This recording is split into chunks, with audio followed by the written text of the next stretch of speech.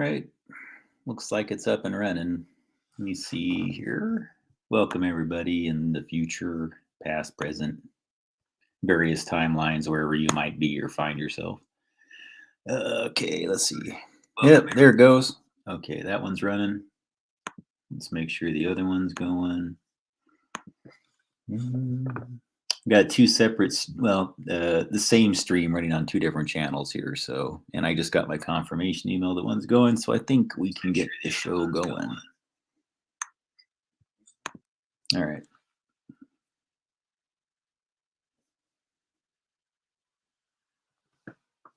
Okay. Let's see what we got here.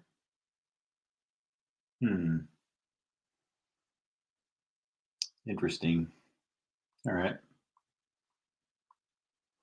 Alrighty, here we go. Welcome, Wordsmith. Thank you for joining. Let's see here. I want this to be relevant later, so I don't want to like waste too much time, just going blah blah blah in the beginning. But I know there's not many people here, and I gave like a few minutes notice. That's just kind of how it is, guys. I would say that, hang on. All right, make sure my ears are covered. But let's see here. As far as like when I stream, it can be pretty random. And so I would encourage people that, actually like to join these things to do the whole notification bell and, set up all the different things that make it to where you get the announcements. And I would recommend that you subscribe to both of my channels. If you don't know that I have two channels, then let me know and I can put a link in. I have a mirror channel that I do these live streams on. Sometimes I'll exclusively stream on the other channel if you're watching me on the main one. So there's that sometimes. I'm doing this one here though because I have this very sneaky suspicion, or I guess what you could say, or this nagging suspicion that a lot of my material today was sort of shadow banned in some strange ways.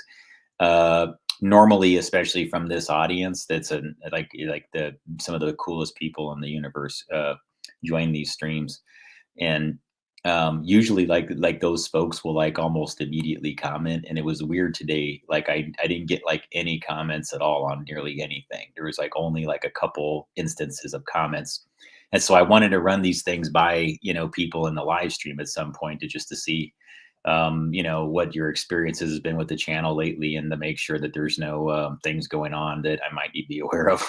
But it could just be a slow day. It is Wednesday. A lot of people are working and things like that. So I don't go completely into conspiracy land right away by any means, or even right away for anything.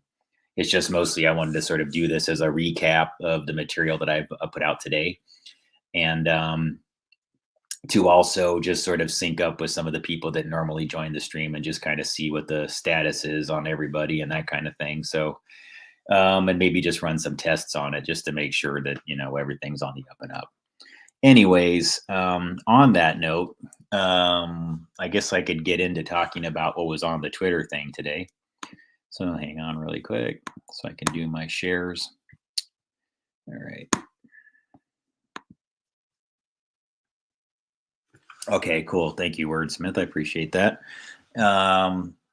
Yeah, so it's mostly just guys like, again, it's a weekday and everything like that. And I know that not everybody does. There are some people though that comment pretty frequently. And so I was kind of just wondering, like, are they even seeing the content? Because today I probably touched on a nerve with some folks that have a considerable influence, and I'm thinking that it may not be a coincidence, but you never know, guys. Again, I'm not that into that thinking those things, but I still wanted you to have a good idea of some of the things that I posted today and be able to see them.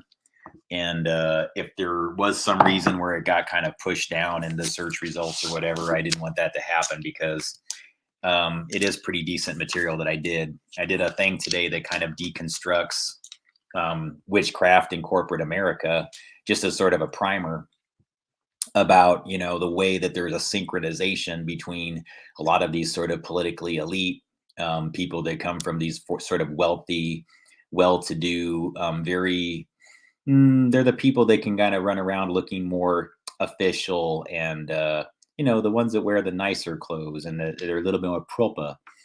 The ones that are proper and say proper things all the place. They always have the right thing to say and they're quite proper. Well, sometimes it's easy to be quite proper because you've got a whole street crew that does things for you, does your dirty work for you. And if you protect them, they protect you and vice versa. And, it's kind of like unraveling that system a little bit and showing people sort of how it works. And there is something that's going on in America that's sort of deeply Luciferian would be the only way to describe it, Luciferian and satanic. And so I kind of covered that today. I don't want to be all bummerville with everybody and depress them or anything by any means, but I'm a strong believer, especially lately, after listening to hours and hours of Malachi Martin and really paying attention to his overall message. I'm increasingly concerned about this whole not thing that people don't acknowledge that evil exists, or a denial that something that evil is going on, and that it gives them the premise through which to just do other things. And so this is about just sort of acknowledging some of the ways that the networks operate. So not denying evil, things like that, you see. So, hey, welcome, Fredo. Oh, Fred's back. Welcome, Fred. Guess who's back? Freddy's back again. All right. So I'm going to show you guys something here. Hey, we got enough people. I don't care. Let's just start this thing. You got to be snapping me, man. That's not even true. All right, guys. I'm getting shenanigans on my stream here, and I know this is bullshit because I've done this a million times already. It's telling me that I have to approve Google Chrome to do screen sharing, which is nonsense. I've done this over and over and over again. All right, hang on there really quick. System preferences. All right.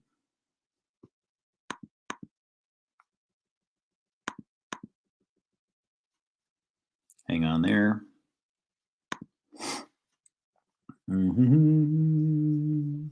You know something, guys? The more I think about this, this seems to me almost like something that's done to sort of like, like when I'm in mid thought. I've done this over and over again. Change this security setting on my thing for screen sharing. I actually authorize my browser for screen sharing, and it keeps acting like I've never done it before. Yeah, see, it's enabled. This is nonsense. But my browser is suddenly telling me that I need to do this, which is not true. All right, guys, I'm going to be off screen just for a second, and I'll be right back.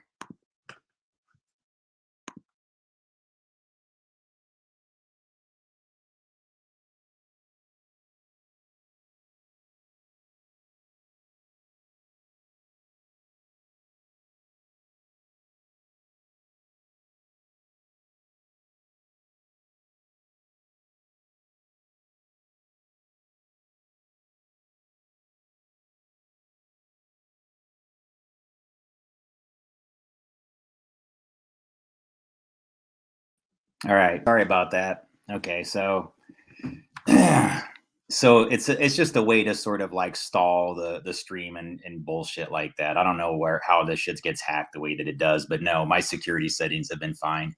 This has been kind of a reoccurring theme, guys. This never happened to me before. I could leave my security settings done and my screen sharing was never affected, but it seems like now, like the more I have topics that seem to touch on the nerves of some very powerful CEOs, buffers, I should say. They're not really CEOs, they're actors, but we're going to unwind this sort of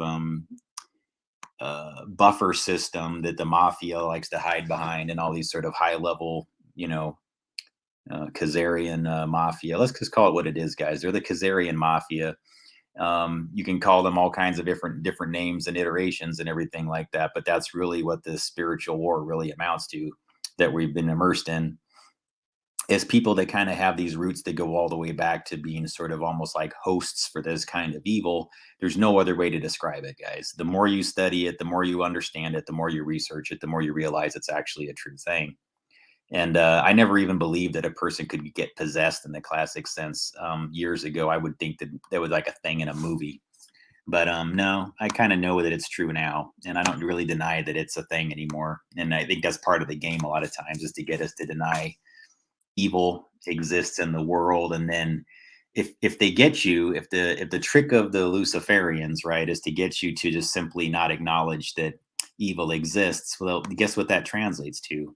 When there's an innocent or a decent person, or just simply a person who can't defend themselves, that it's the rest of our responsibility to do. Those who have no control over their free will, for example, that are left in our care, that we're all responsible for. When we deny that evil exists, you deny them they're being delivered from said evil. If you're a child raised in these families, or if you're a child that's born into one of these families, and there's a whole bunch of people that say that doesn't happen, those things don't exist, well, then those kids never get any help, do they? And then they grow up to be what? All right. Now that what I just said to you is huge. You see, that's when this is why I don't like this whole like finger pointing, like look at that rich person and how they effed up, or look at that singer and all the crazy shit that they're doing, or look at that actress and how she's like, oh man, she was so on top, but look at her now, or look at him now, look what a loser.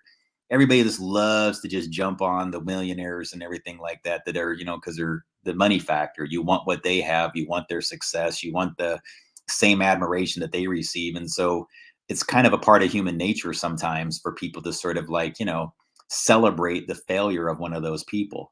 So before I do this type of material, I just want you to know, I'm not looking for any of these people to be failures. I'm not trying to point the finger at these buffer CEOs and go like, how dare you, you dirty crisis actors? Because in some level, I think I know how they get tricked into doing it, the ones that are actually kind of decent people. And not all of them are bad. And part of like the material I've been doing like that seems to touch on some people's nerves. And it's because they sort of like buy into this whole class of like celebrity CEO, celebrity, like they're going to deliver us from all of these evil, horrible things that are happening somehow, which just, guys, it's such a misguided thing to think that. It doesn't mean that it's not possible, or that people aren't capable of being that good and decent. It's just that, like I put inside the slide that you probably saw on the intro here, I'll be impressed when I see one billionaire out there that everybody loves, like Elon Musk. I'll be impressed if I see them make a genuinely effective, operative words there. I'm not talking about a token gesture like the Clinton Foundation or the CGI. No, I'm talking about somebody that actually does something in a way that's meaningful, transparent, to end human trafficking. Billionaires have the resources to do it. Billionaires like Elon Musk have the resources to do it. So if you want me to be impressed by Elon Musk, start there. Otherwise, he's just another buffer CEO to me. He's another crisis actor that started off in Hollywood, made a couple movies, they disappear him for a few years, then suddenly he's reinvented as Elon Musk. Guys, have you not figured out that one yet? I know you haven't. A lot of people haven't. Not you guys. I'm sure a few of you here. Maybe one of you has, maybe two, maybe all three of you have. I don't know. But the point would be, oh, now we got 5 people. Hey, welcome, the rest of you. The point is, though, that quite frequently, these are just cryptogram names. These aren't people that were born with these names. They are representatives of this Khazarian mafia. They are the figureheads. So if you're looking for the two guys that have their fingers pointed up into space to save you from your problems down here, this good cop, bad cop thing that exists between Elon Musk and Jeff Bezos is, guys, do you know how stupid we all look? This is me trying to be, this is me just trying to be like real with you, not like chastise anybody or be whatever. I'm saying, like, don't you suppose if these people were really our saviors, they could have done it by now? Wouldn't they have done it by now? All right, they're not. And the whole point of Elon Musk versus Jeff Bezos is to get us into this duality system where we pick one billionaire over the other. I like my billionaire better than yours. Yours is just this scumbag that underpays his employees. My billionaire makes electric cars. Okay.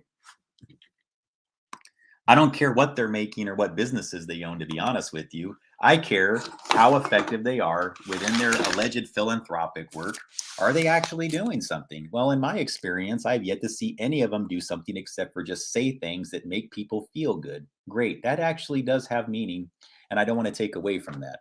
I mean, hey, what do? I inform people. I make you feel good, I guess, some people, when I say things.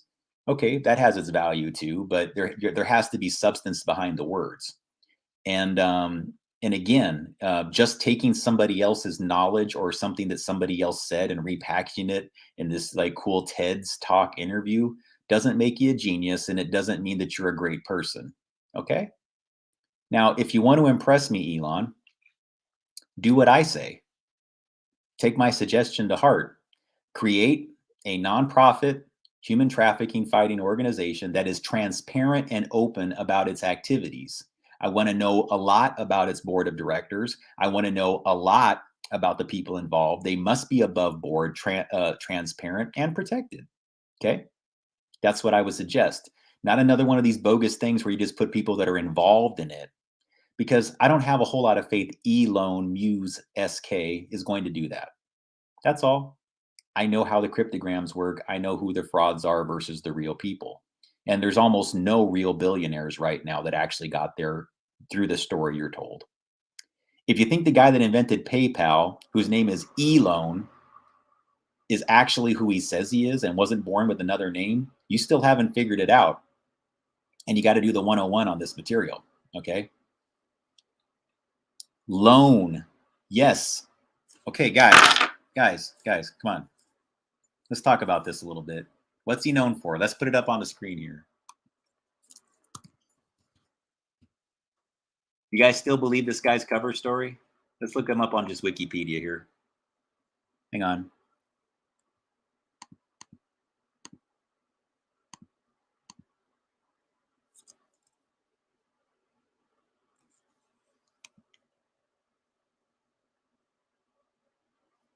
Ah, there you go. Yep, yep. PayPal. PayPal. Okay, let's talk about his trajectory here, guys. If you still haven't figured out cryptograms and ciphers, all right. That's how he made his money, basically, is PayPal. He starts off with basically made a shit ton of money off of his sale of PayPal. The company was bought by eBay for 1.5 billion. So, magic wand wave, normal guy, crisis actor, gets a whole fake history that he's from South Africa and all this other crap. Y'all accept that he is who he is, not you guys. I think some of you have figured this out. Gets put back out here as the charismatic CEO of SpaceX, Boring Tunnel, and Tesla cars. Holy shit. That's a whole lot of things that could be done 10 times better, more efficiently, cheaper, and way faster, and way better, and way cleaner, that he's the head of, and everybody worships because of electric car, because of underground tunnels, because blah, blah, blah. Oh, yeah, I'm going to save you. You want my Starlink satellites? Okay, guys, let's even talk about the whole concept of this Starlink program. How much do you think it costs to build a satellite and launch it into space? Now, do the math, guys. Bear with me here. Do the math and ask yourself, how the hell is that company ever going to make money? Is it even possible? Think about it. How many customers do you need on a monthly basis paying $100 a month to ever recoup your costs for launching that many satellites into orbit and maintaining them there indefinitely? Riddle me that, Riddler. The money does not add up. It just does not add up. One thing does not add up to the other. It's a bullshit narrative. And all I'm trying to do here, folks, is not, this isn't like a rant, or, well, it kind of is. I'm not upset though. I just want people to sort of like go, yeah, I think this is bullshit, maybe. Or it's okay to question it. I don't have to worship Elon. And this whole Twitter thing just made me think of like, God, dude, when are we going to learn in this country? When are we going to learn? When are we going to learn? Okay, let's deconstruct the name really fast, knowing that basically this character was created to basically do the money laundering vehicle. He is a human money laundering vehicle for the Khazarian mafia. Period, point blank. Figure it out. Elon is an E-loan, is PayPal. Of course he has Neuralink installed in his head. All right. Elon. Okay, Elone. Now, even the word, it's an anagram. It'll spell the word loan. Okay, Lone. Alone, loan. Okay. When you're transferring money over PayPal, that's a little bit like an electronic loan. It's a way to loan people money electronically. Ah, all right. Yeah, I mean, I really look, we can debate all the things involving this guy or whatever back and forth, but I'm just trying to give you guys some basic things to say, like whatever he's doing with his business right now, all well and good, but I'm just trying to show you how just accepting that he's a real guy born Elon Musk and his family is who they say they are is the first deception that you need to get past. And then you need to just understand how very frequently this happens. This happens over and over again. He's not alone. I don't mean to pick on poor little Elon here. What I'm telling you guys is that this is incredibly common all across America. There are very few companies that have that level of responsibility, like at the CEO level, that have a real CEO. And beyond that, quite a few of the high level leadership are just paper fictions. I repeat, it is extremely common within corporate America to have paper fiction leadership that has fake names that are cryptograms like the one you see there. Oh, we need to have a CEO of PayPal. Well, let's name him E-Loan because we're making electronic loans. G, okay? Right? Okay. So what I'm saying here, guys, is that when you look at this, E-Loan is PayPal. That's why he was created. But once they knew he was a good character, once they knew he was really succeeding at like kind of getting people's attention a little bit, they're like, yeah. Well, why not just have him run all three of our companies that should be a lot better, but actually suck? They really do, guys. I mean, let's be straight up here, guys. Come on, let's be real. Do you honestly think that we're doing electronic cars? Oh, electronic cars too. There's that EL again, electric L.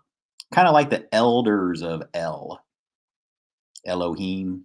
Wow, it's so bizarre the way these people like try to like channel and funnel like energy and power and more. I don't know. Anyways, we'll get into that in a little bit. The point though is that a big part of what, thank you for saying that, the noises, because I am going to get into that. But yes, a big part of what's going on here is the American public has figured out exactly what Noises said. So let me put your statement up there really quick, because that's a really good comment.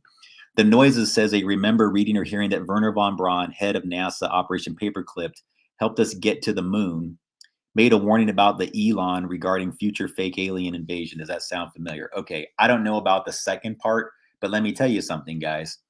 Yes, Werner von Braun was a Nazi SS, okay? If you don't know the history of our space program, then understanding how the media is so like corrupt at this point is going to be a difficult leap, and that it always involves communication satellites. Who's in charge of communication satellites now? Nazi SS 2.0. Sorry guys, I ain't saying he's a Nazi, but he's definitely controlled by them. Oh, you guys don't know that? Let me show you guys that. Yeah, this is actually common knowledge. Let's look this guy up. Werner von Braun. I spelled it wrong, but here we go.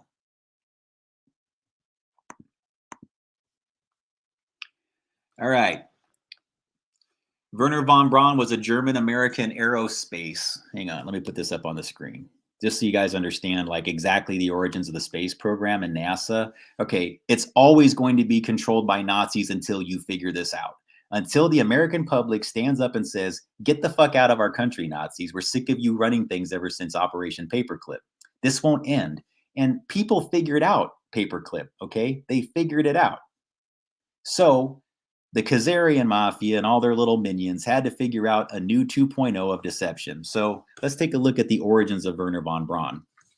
He's a German-American aerospace engineer and space architect. He was a leading figure in the development of rocket technology in Nazi Germany and a pioneer of rocket and space technology in the United States. While in his 20s and early 30s, von Braun worked in Nazi Germany's rocket development program. Guys, He was a Nazi SS. He was a high-ranking Nazi SS member. That means he was the elite of the Nazis. So amongst the group that was already freaking horrible and caused worldwide destruction, he was one of the heads. Okay, he was one of the leads. And we imported him here in 1944-45 time frame as an ally. And then him and his sick, wicked Nazi SS bloodline began doing exactly what they did in Lebensborn here in the United States. They started having babies left and right under various mothers. They put them at these gene farms all across the country for bioenergetic influence. Then they carefully cultivated these children from birth, placed many of them in cults like the Children of God, or the what do you call it? Children of God, or the Source family, or various organizations like that. I have no idea why all that crap's over here. Hang on.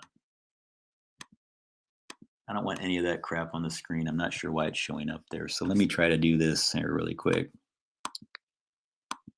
Oh, wait, it went away. Good. Okay.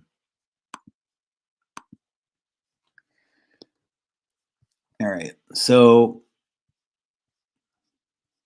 yeah, again, guys, the Love family, all of it, the Love family cult, Children of God, Source family, all have this sort of these seeded genetics where they took control of the counterculture. Guys, this is why I try to tell people, like, look, I'm all for being cool and being free and everybody being happy and, like, not being too uptight and things like that. But when it's them doing it, it's indoctrination. It's raising these people into in putting permanent MK Ultra anchors into the kids that are raised in these cults, and then elevating them in the public perception and then controlling them all the way until they die. And so a lot of the celebrity class right now are just slaves, guys. And that's one of the reasons why I say, like, I don't do this material because it's like boo rich people. No, I just don't think you understand like what a slave system it is oftentimes that they have some of these people in. They're just being manipulated for their bioenergy. They know some of these people have the gift. They get the knowledge, okay? They are the ones that have that special blood group, and the Nazis go out and find them. That's why the Finders cult, the one that I whistleblowed on that's connected to people very, very close to me, that's why I'm telling you, the Finders cult is about finding that rare gene bloodline. The Nazis want those children, the indigo children, the intelligent ones, the ones that go into gate, the ones that go into tag. They want all of them. They're going to get them. They're not going to win. They won't be achieving this any longer. So let me make sure I don't program this with language. Their era is ending. Their Reich is over. They just haven't figured it out yet. They're still like holding on with that dying gasp. I'm gonna do it. No, they're dead. They're gone. They're over. Bye, Nazis. Go away. We're just taking the veil off of everything. Okay. Don't worry, guys. I'm not going to negative land right now. I'm actually kind of, a little bit too much coffee. I'll put it that way. But I kind of became aware that my regular audience probably missed a lot of my material today, and it's very important for you to see. And probably before I get into the Elon Musk thing, I want you to sort of see like the occulted roots of our NASA program, because it says right here, this guy that's Nazi SS, just so you guys get an idea of what really happened here. His career in Nazi Germany, involvement with the Nazi regime. Okay, so you see that that's really a thing. His work under the Nazi regime. This is the guy that founded our space program, experiments with rocket aircraft. So the Cold War with Russia was largely a continuation of World War II, the battle between the Nazis and Russia. That's why there's a whole bunch of confusion about what's going on right now in the world, because like the enemy of the Russians since they were the Soviet Union has been the Nazis. They hate the Nazis hate them. In America, because we unfortunately, as sovereign beings in America, don't seem to understand that we're largely being managed and having our infrastructure controlled by Nazis, we would be offended to hear things like this oftentimes, because it's like, what do you mean we're run by a bunch of Nazis and things like that? But no, we are. We're being run and managed by Nazis. Then when he was done he was done in Nazi Germany on June 20th, 1945. He was brought over here, and there's his badge. Army Ballistic Missile Agency, Huntsville, Alabama. And guys, by the way, if you go to Alabama today, you'll find statues, the Von Braun Arena. Wow, look at that, guys. There's old Walt Disney. How about that? Oh my God. Oh God. You guys, whoa. Now, does that just tell you everything about what's going on in our country right now?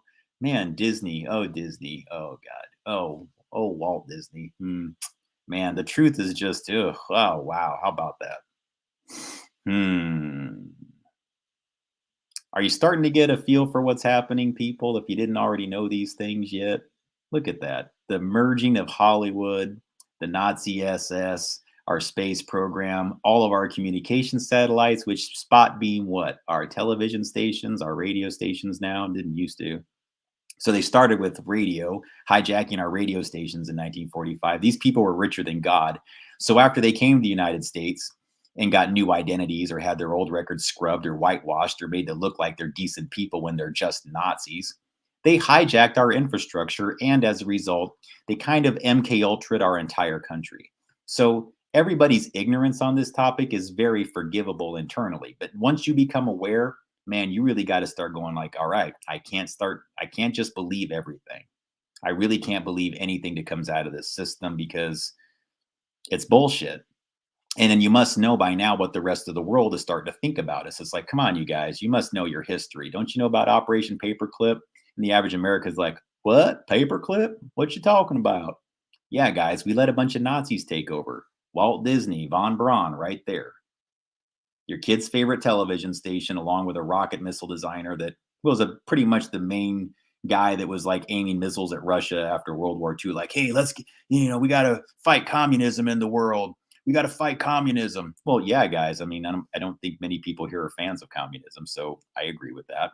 But the communist era is over. Russia, Soviet Union. Well, Soviet Union is no longer a thing, and Russia is not a communist nation. Okay, yet the battle continues because it's way deeper than what is a Nazi or what is a Russian or anything else like that. It's about bloodline wars.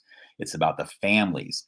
Because if you really know what Nazism is, it has its roots that go way back before that. What the Nazis really do is they steal bloodlines. They steal the children, they marry into the royal bloodlines, and then they kill off the members that will not become part of their ideology. It is a spiritual war through and through. It is a hearts and minds battle through and through. All right. So if you know Nazis ran all this, and you can see it here in the history, but I'll get to the actual part there. But that's all von Braun with Walt Disney there. Oh, guys, don't worry though. He's a Christian, so don't worry, man. He converted to Christianity. He wasn't actually one of those polygamous Nazis. No, he became Christian. Maybe he did, guys. You know, everybody has a path to redemption, I'm sure, but something tells me von Braun didn't actually get there.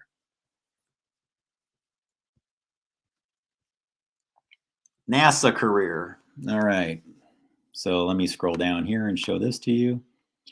The U.S. Navy had been tasked with building a rocket to lift satellites into orbit, but the resulting Vanguard rocket launch system was unreliable.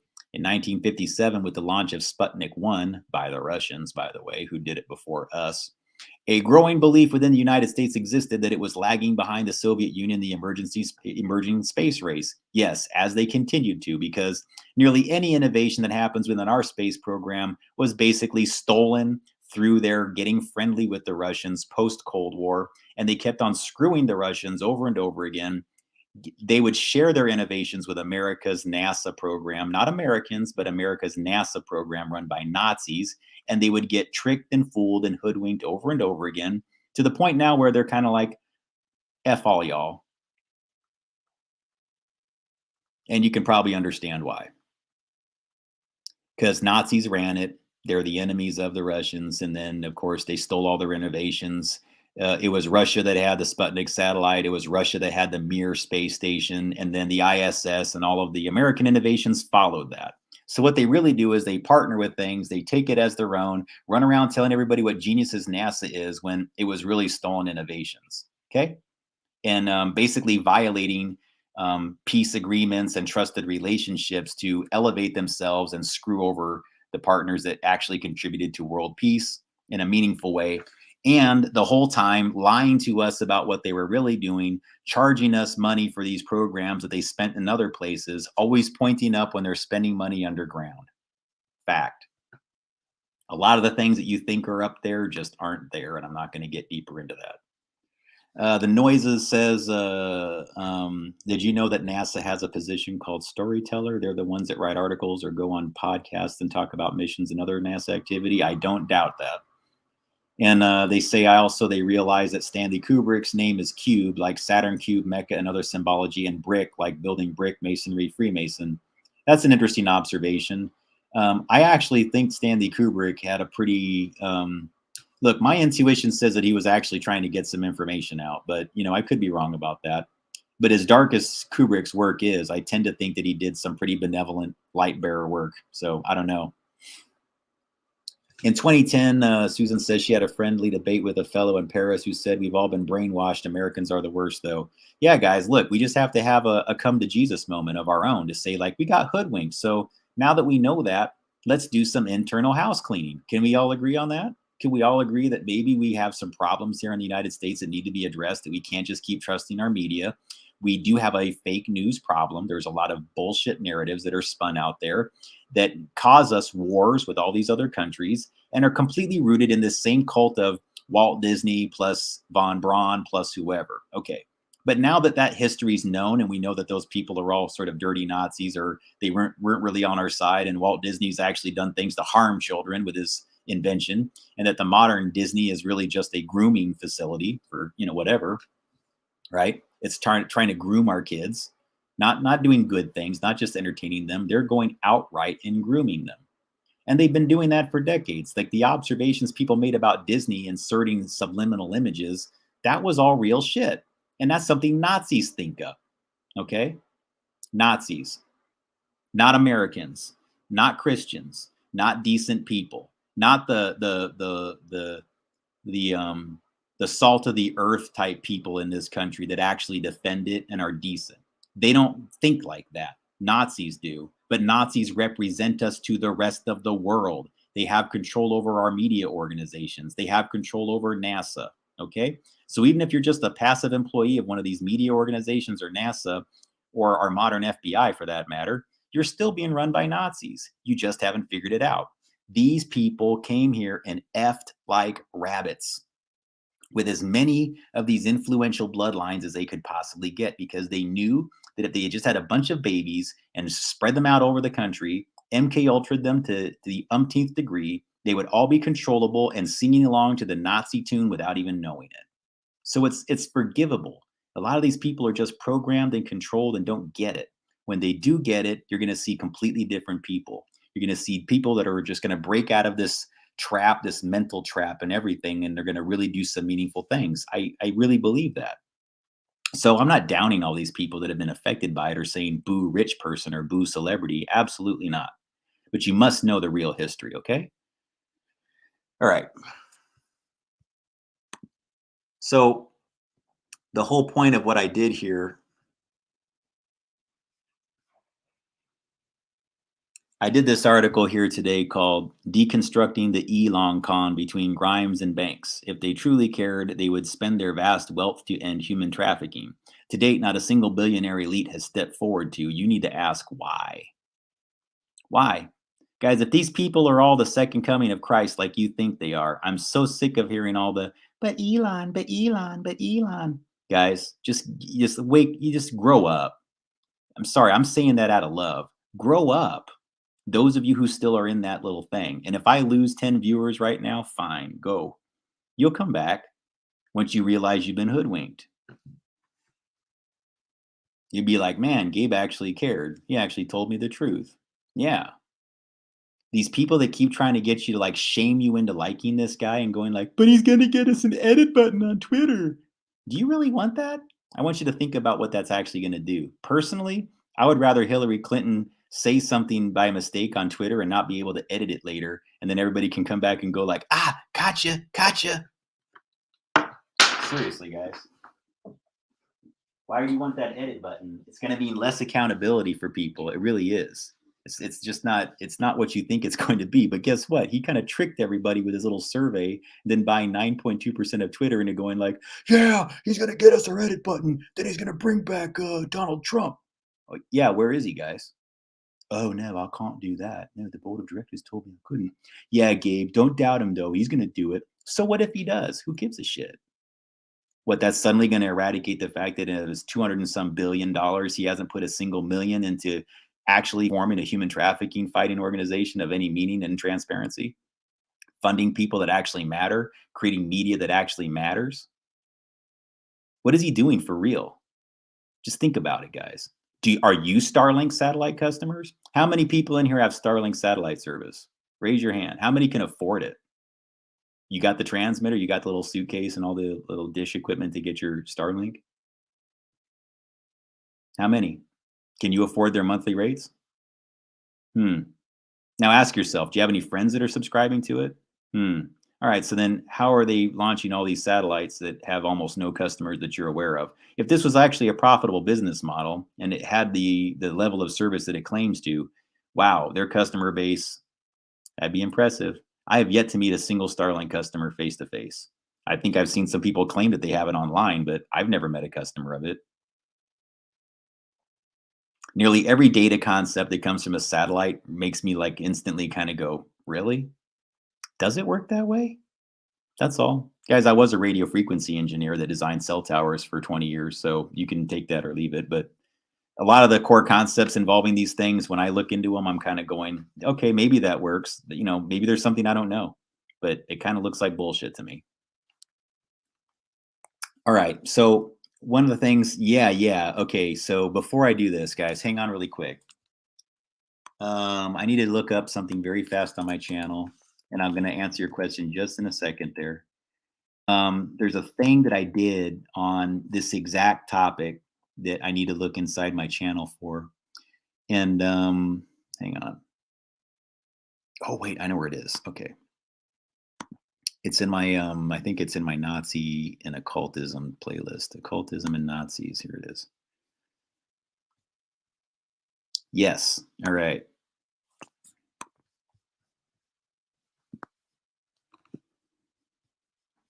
All right. But so I wanted to give you a brief. All right. Before I play this, though, and I'm going to do this. Whoop. Cool. All right. All right. Before I do that, let me address some of the comments here. Thank you for joining, everybody. By the way, just so you know, great to see you all and really good comments and feedback. This is awesome. This is exactly why I wanted to do this tonight. I'm working. I've been very fortunate in this like bizarre, weirdly thing going on right now to have found some employment that's been keeping me kind of busy. But I got to tell you something. It's because you're so freaking awesome, all of you, that I just feel way more motivated to keep going. Like I'll put in a full day and I'll be doing all kinds of things. And I still, even though this channel doesn't generate pretty much any revenue anymore, I still feel like doing this because just the interacting with you guys and the great questions you ask and everything else like that in the comments, it inspires so much more things to go on. And there's like this cool like loop of, you know, back and forth. It's just, it's beneficial. And if I didn't do this, um, I don't know. I don't think I would want to do it even more. So thank you again for joining. Seeing you here is great. And I do appreciate it. Just want to say that really quick. So the noises put up here. I was really curious to know what is up with the Boring Company. I find it very curious that he has any business digging underground. Do you have any thoughts? Oh, hell yeah, I do. Yeah, Boring. Well, you might be interested to know there's a town called Boring, Oregon that I used to live next to. These things all work in harmonics. Boring, Oregon is not far outside of Portland. I'm just going to say that as a quick whatever, right? But yes, the Boring Tunnel Company is another bullshit thing, just like Tesla is kind of a bullshit car. Now, again, they're out there. They're pretty cool. They impress the hell out of people. They drive themselves poorly. They do all kinds of whatever, like, bells and whistles and tricks and everything like that. And people are just sort of into it. But people forget what a horrendously dirty invention this truly is. There's two huge problems, at least, with Tesla cars. The lithium battery system that's inside these cars, highly combustible. All somebody would have to do from space or any other group is on a Tesla factory that's filled with their cars, aim a beam down on one freaking car, and the chain reaction of explosions would be epic. I don't suggest anybody do that. I'm saying that that's the danger that's out there right now with those cars. And a bunch of people are driving in those things. All right. Number one, that's a huge part of it. And And it's just the lithium extraction and all the things it does to the earth to do that, all the fossil fuels that are required to make the car to begin with. It doesn't really, it's not a clean car. And the fact that they're presenting it to us as such, when we don't even have the infrastructure to support this, there isn't the things, there's not going to be the things. Again, an electric car is a good idea, but when it requires central infrastructure, I think we all know it's a bullshit invention. The whole point of that is to get you to have to be on the teat to something where you pay externally or into a central source that they themselves control or have to sell the stations to. They don't want you having something where you just put a panel on top of your car and it rides along to whatever. What about the guy that developed a car that was like could go over 100 miles an hour that ran on water vapor and was completely renewable? And oh, I guess those don't exist. No, no, it's got to be this dirty electrical car, right? Again, a total corruption of something that number one, Tesla's name, corrupting it, corrupting all Tesla concepts. And then these lithium ion batteries that are highly explosive, turning these things into like time bombs everywhere they go. They're incredibly dangerous. You do not want to be in one of these cars if there's a chain reaction on that battery. Horrible. Guys, look on Creosan's channel sometime. If you ever like, you can probably find, I don't have to go link to it right now, but Creosan did this whole like dissection of what it like actually caused chain reactions in lithium batteries so they could show you what it's like. It just lights up like a like even electric bike that has very minimal number of these battery packs that are kind of similar to the ones that you find in the Tesla cars are incredibly combustible, extremely dangerous when punctured. And it doesn't take much to do it. And then when one cracks open and starts to fire up and it starts to set a chain reaction with the others, yeah, extremely dangerous. And the thing about these fires that they start, it's like you're just pouring gasoline on top of it, gasoline on top of it. Like it just goes and just keeps getting stronger and stronger. It's horrible. Okay. All right. And so you were asking though about the boring tunnel company. So here's what I want you to know. Um, like Phil Schneider, for example, whether you believe his story or not, there is something that if you kind of go deep into the archives of that guy who was, and he had a lot of weird disclosure, but again, whatever is about it, there's some truth in there. He discussed that there is an underground tunneling system machine that can actually go pretty quick, and it's existed since well before the 90s. And they can do something like close to a mile per day or maybe 1 or 2 miles per day. And so this whole notion that it's this incredibly large, big Bertha drill thing that goes and might make like 1 inch of tunnel progress per day or some shit like that, or a foot or something lame like that. Yeah. No, it's basically it can actually go way faster than that using nuclear materials that are recyclable and not really all that dirty for nuclear. But my understanding is the same process that's used to take spent nuclear waste and convert it into vitrified rods and make it allegedly safely transportable because it's been glassified. They have something similar that they're using on these tunnel systems underground, where when they're boring the holes, it rotates like the things rotate like this, and the pounding of the drill is a nuclear process. They magnetically resonate the rock into powder and weaken it with the magnetic resonance, like causing mini earthquakes. Not earthquakes, but it could, I think, set a chain reaction at times that would have that effect. But it kind of like goes like and it drills while kind of using the EM or the, because you can measure this on a Geiger counter. So it's using nuclear materials to kind of go like, and the rotating things are going like this. And my understanding is the pulverized rock that it pulls in, it gets turned into this fine powder. And then when it's mixed with the materials, the nuclear materials, it vitrifies it like glass a little bit. It glassifies the external tunnel. So as they're rolling this thing through the drill, it's creating this sort of vitrified nuclear reaction shellac that bores the tunnel and keeps it intact. They don't even have to remove rock. It's pulverized. It's literally just taken down to this powder level and then used as a shellacking layer that's pulverized in and then reinforces it and makes it like a cave system, the same way molten lava would travel through. This is artificially created with nuclear vitrification materials, is my understanding. Okay. Yeah. Yeah. Dalton, take that comment down, please. I don't want that name up on the screen if that tells you what I'm meaning. So I would respectfully ask that you self take it down, or I'll delete it, because that's all deception. And I don't like that name even being mentioned in here if that gives you an idea. Okay? Because that is a cryptogram. It's bullshit.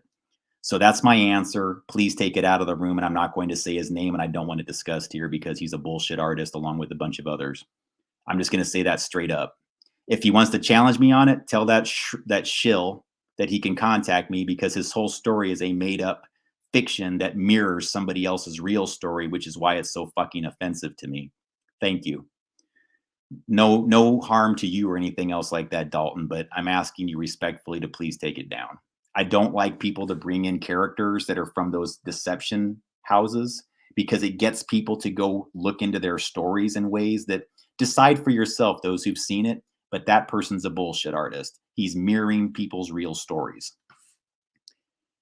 And I'm going to say this right now, guys.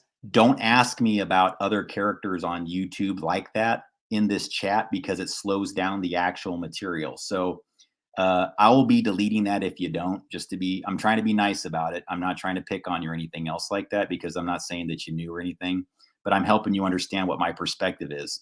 The whole point of characters like that is to steal the thunder of everybody else's true stories and spin it off into a la la land fiction that sounds very real to you, but I promise you is fake. If you haven't figured out, my name is Gabriel and my brother is Joaquin. Joaquin and Gabriel. Gabriel, who's the first archangel? Michael. How do you spell Joaquin? Joaquin. Figure it out, please, and take it down. It's a cryptogram and it's a fiction. It is a fraud, but I promise you they took somebody's real story, and that's why it's disgusting. And nearly everything that comes from Crowdsource the Truth that Jason Goodman or has interacted with it has either been them fooling somebody into their universe, or they openly promote characters that are deceptions. Because I promise you, I've been in touch with guys like George Webb. I've been in touch with the Crowdsource the Truth when I thought that they might be legitimate. And my experiences are just another extension of this shit right here. So that's why I have that very rigid perspective on it. And you'll forgive me if I sounded like a dick when I said that.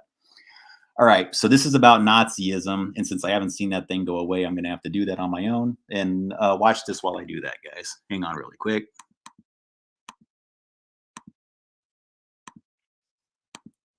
History of Jack Parsons, Aleister Crowley, L. Ron Hubbard, Marjorie Cameron, and their connection to Ordo Templi Orientis, a sex magic cult that was founded by Aleister Crowley and has been practiced for many decades now, both in the United States. Ordo Templi Orientis, a sex... It's not something a lot of people know about, but you kind of hear people hinting about it, so I wanted to kind of clarify how there's a link between Nazis like Werner von Braun, who formed our early missile programs like Titan, Polaris, things like that, nuclear missiles, other types of missiles.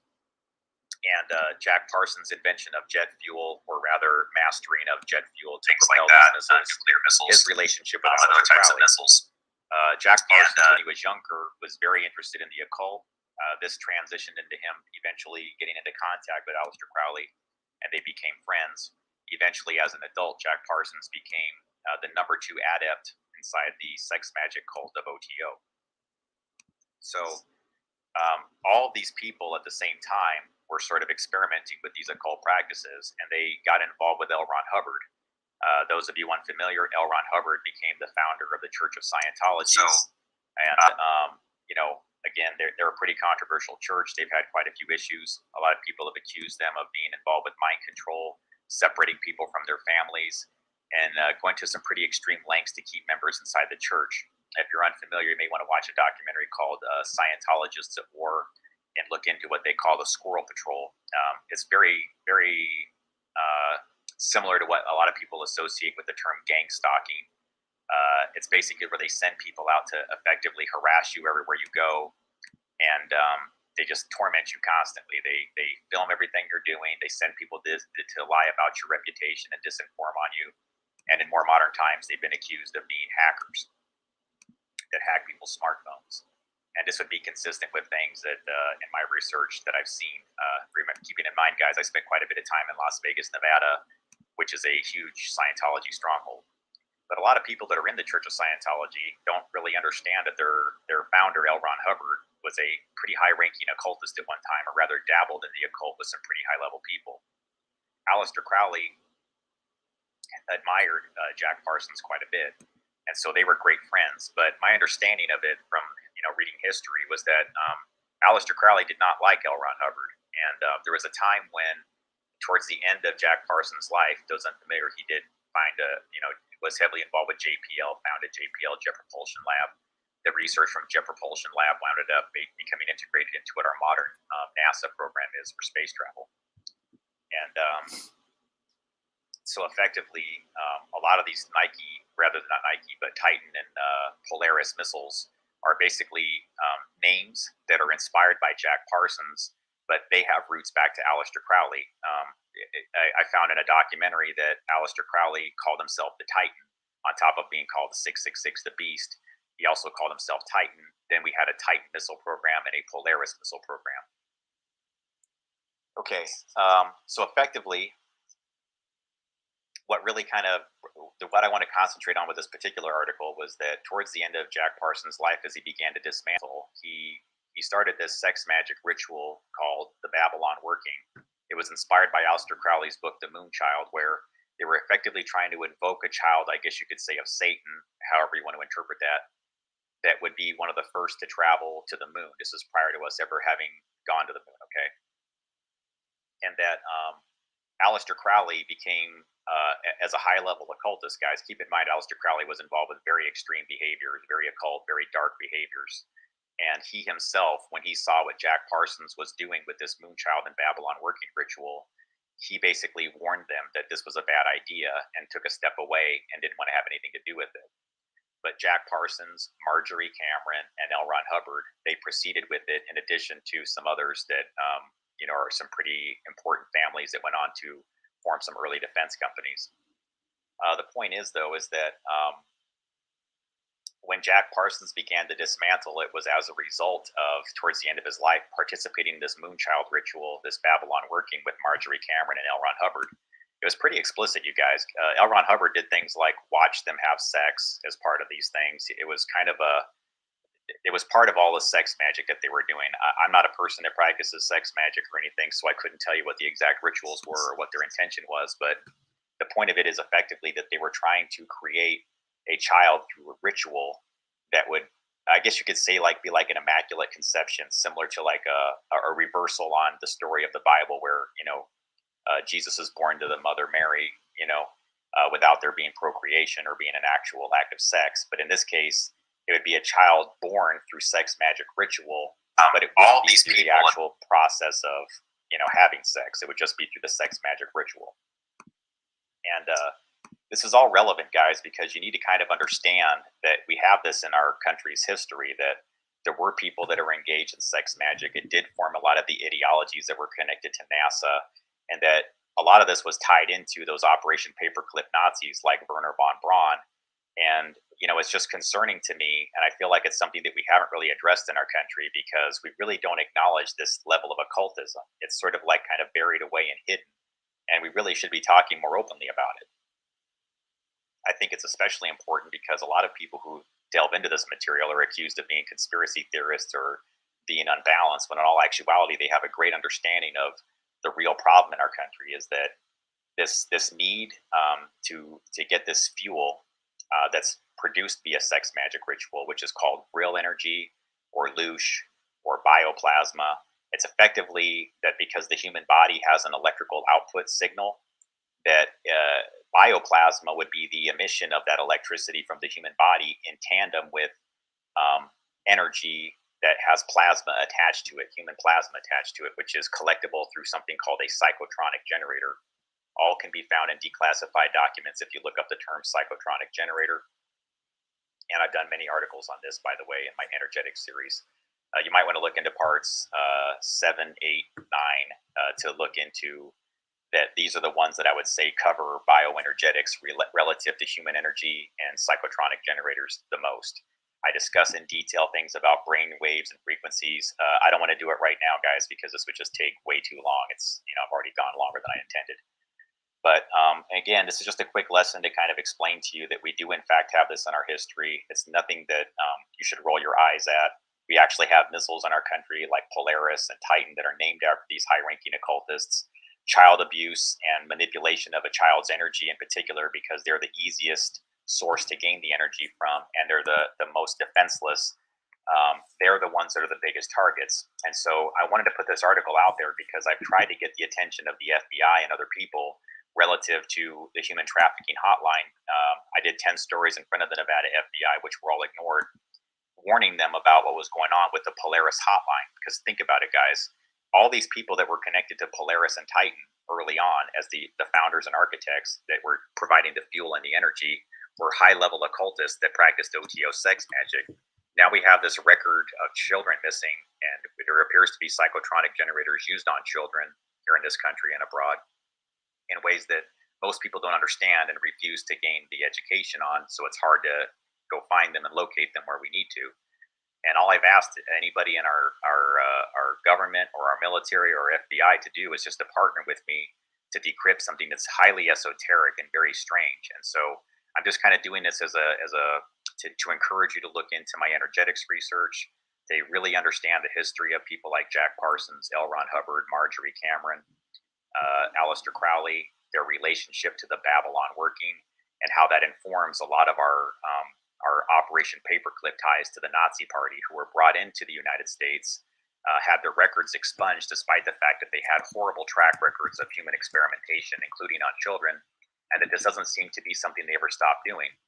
And a lot of people don't believe it until you draw the association to, look, guys, ladies and gentlemen, that you must know that human energy is extractable and that there's people out there that want to get it no matter what. And children are the most defenseless. And Nazis of this variety do not seem to have any consciousness. They don't seem to care about anybody.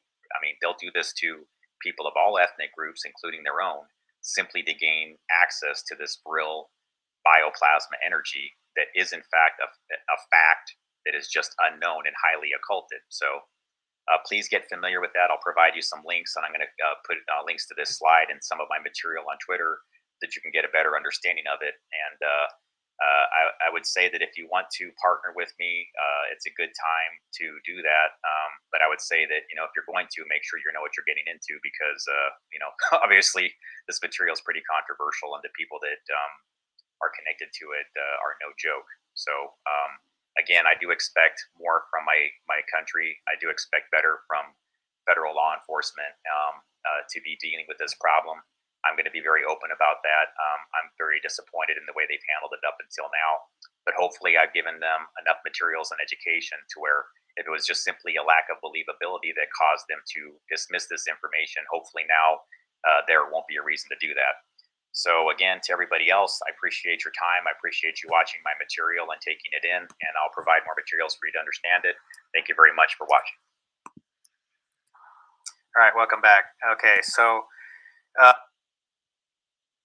all right, hang on.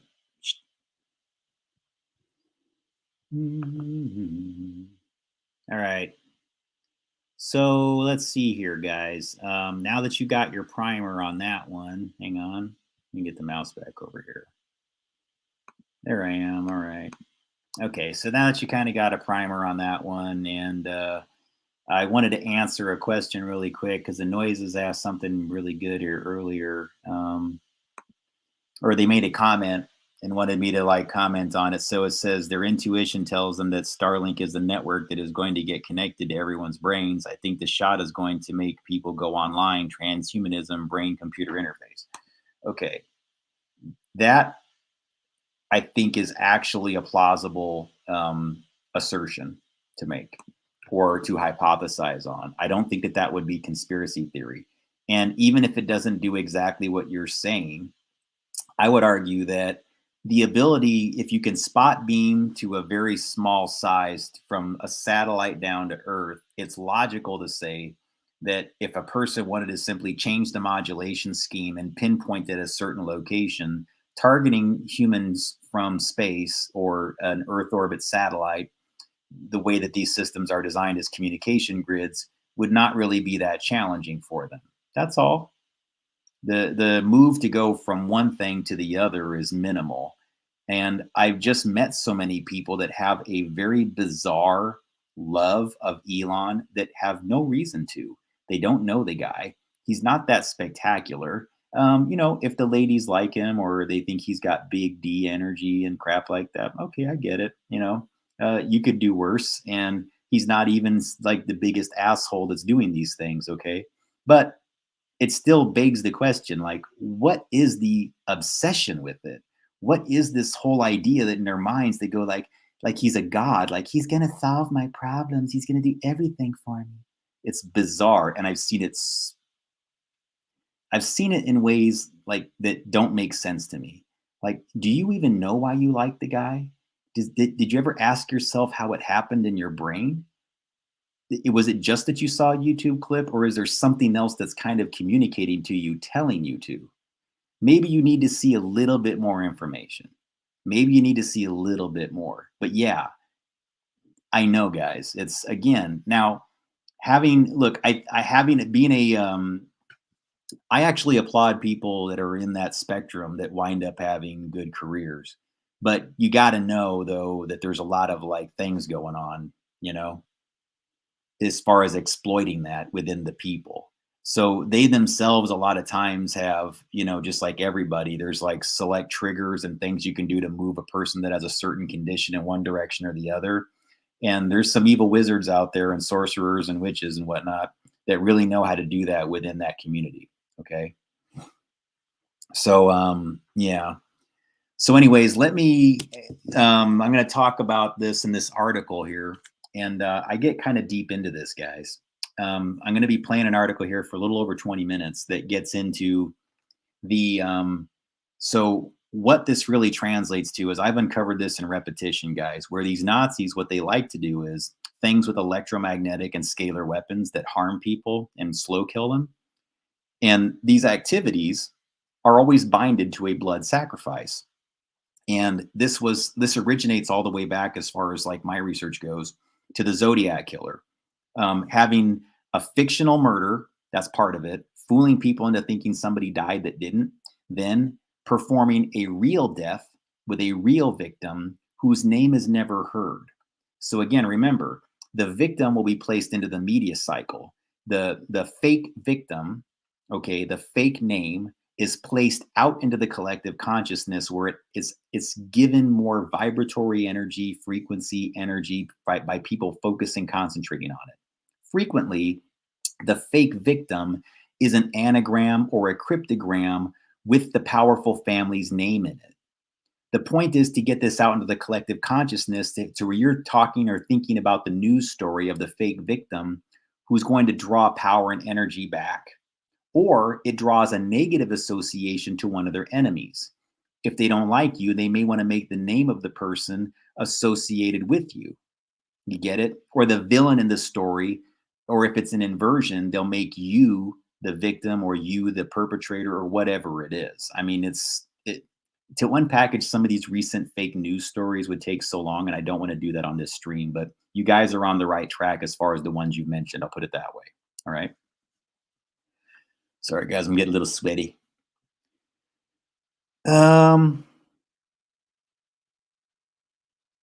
Yeah.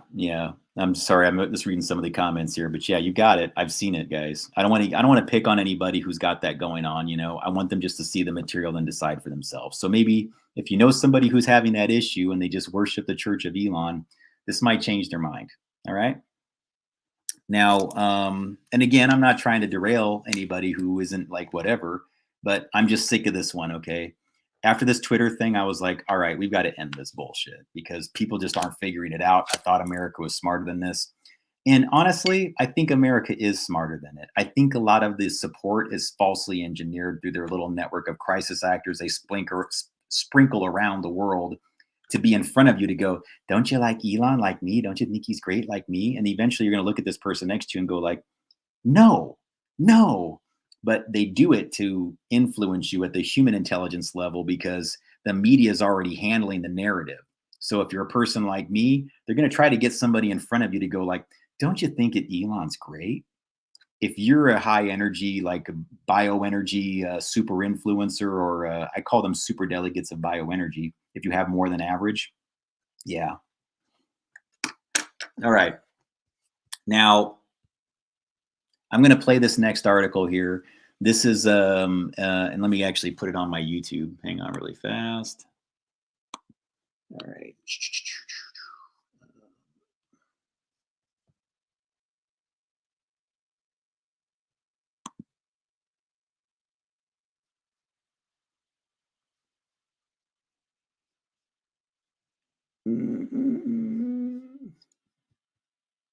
No, that's not what I want. Where is it? Oh, here it is. Yes. All right. That's the article. Went on in military.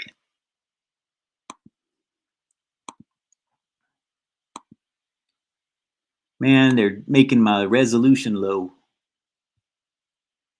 I tell you, the shenanigans, the technology shenanigans, man.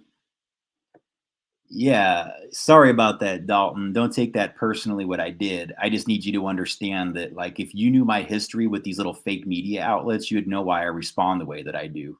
I try to be chill about it and not like take it out on the person that asks me the question. So I hope I didn't come across that way. You're welcome to ask the question, but what I prefer, just so you guys know, because there is so much of this fakery and they'll get on my channel to draw. Again, it's another way to do energy robbing. It's another way to do influence robbing. They bring in characters that mention these fake asses. Then everybody in the room goes like, yeah, I wonder who that is. And they start looking them up. Then you get drawn into their universe. And I'm very, look, people can make their own decisions or whatever. Like, I'm not trying to like be a censor in the classic sense, but I just don't even like to allow it in. I want this to be, my hope is that by the time a person gets to this room, they at least know to ask the question, like, is that person fake or fraudulent? So to your credit, you're at least asking the question, but I don't know, man. Like, I just don't like the chat to wind up in here being about those characters instead of the core material. You see what I mean? Because that's what it always winds up being. And then you start getting all this social pressure in the room to like, yeah, unpackage that, decipher it. Well, then I'm in the loop. I'm playing their game, and I don't want to. It works. It's very effective. So sorry about that. Wasn't trying to be a dick about it or anything else like that. You're obviously welcome and everything else like that. And if you want to ask a more personal question like that, you can. That's fine. I will warn you guys though, I am like doing full-time work now. Okay. So I'm probably not going to always be able to answer back right away. And you will find that if you're somebody that requires, like, if you're asking questions that requires my expertise, then I'm going to be asking that you contribute to the work or that you do some consulting fees or something like that. Not to be a dick, but it'll just because I have limited time. That's all.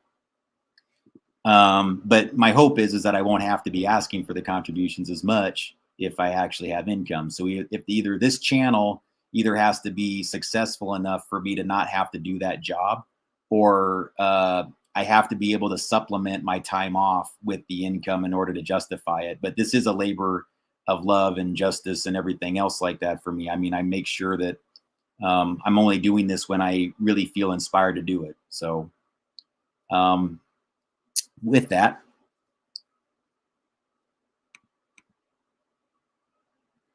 yeah, you can find all my contact details down below. And if you want to just send me an email or something, you're welcome to, or you can DM me on, if you're on my Twitter, that's all permissible. It's probably better just to do the Gabriel Cruz research at iCloud.com address and send me messages that way.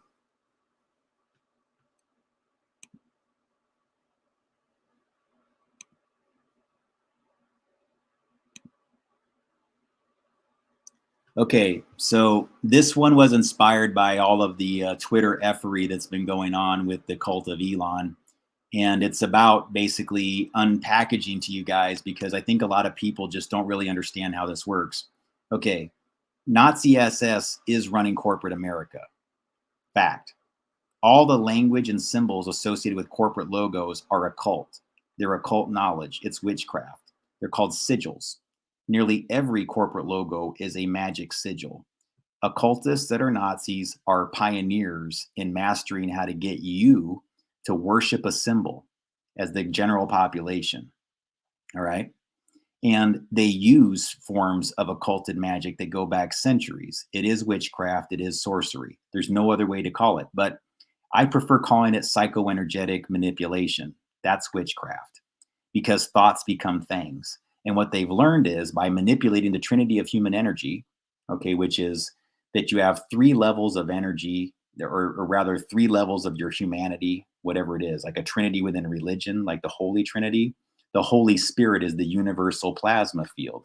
The Father, the Son, the Holy Ghost. I say the Holy Ghost is the universal plasma field.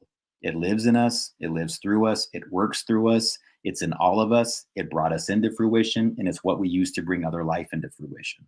Everything begins with the Holy Spirit or the universal plasma field. That's what I think. Okay.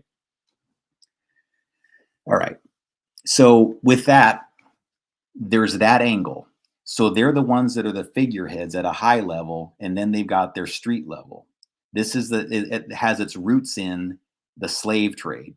And so what they do is they get people that are in the streets that are more of, within the, what, again, guys, he's a South African white dude.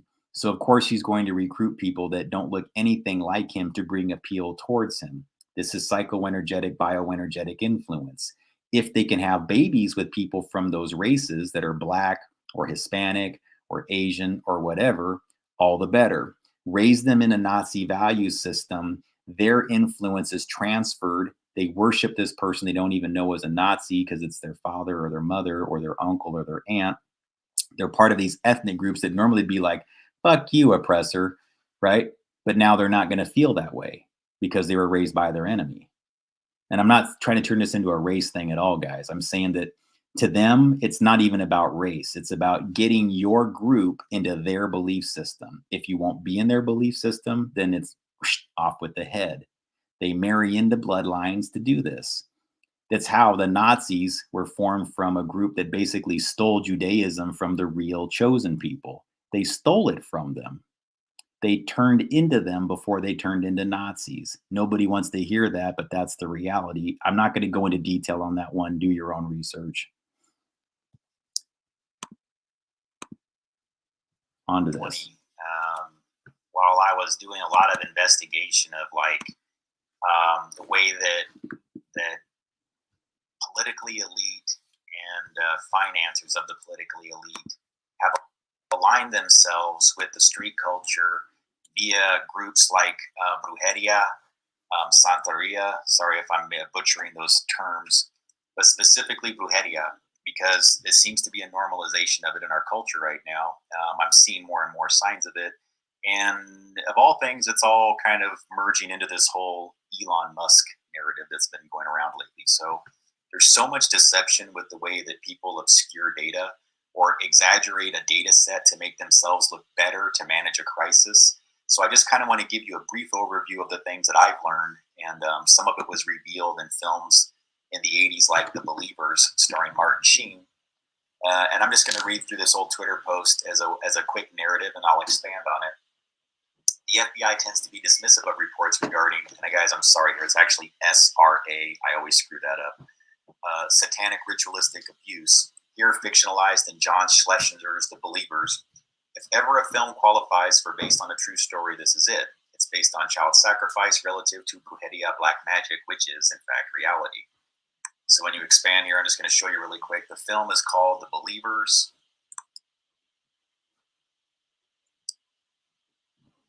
Sorry, I don't know why it's so slow right now, guys. Hang on. And so they're showing you scenes from here where they actually go to consult with a practitioner of light magic. So this is a guy that uses it for good purposes, and they begin consulting with him. He says this symbol belongs to a god of destruction and pestilence.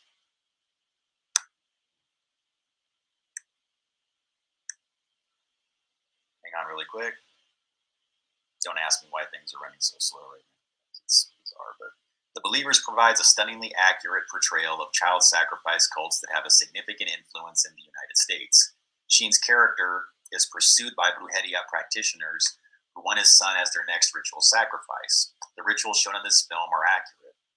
So he asks the magic guy, what does it have to do with my son? And he goes, the elder sons sacrificed by their fathers. And they actually show within the book of Brujeria the last child of the summer solstice. So they show that they actually do in fact do it. There's a whole diagram. These are real books that they're referencing in the movie. I put, here is another depiction of brujeria, black magic in modern culture. In this clip, a self-described witch explains what it's like tending to the dead while cleaning up her blood and feather-stained animal sacrifice altar in her room. Can you guess which film this is from? There she is with her sandblaster. She's showing people all of the splatter in the background. Then she proceeds to give a full lecture on the different gods that she worships while smiling, and her fans are all joining on Instagram.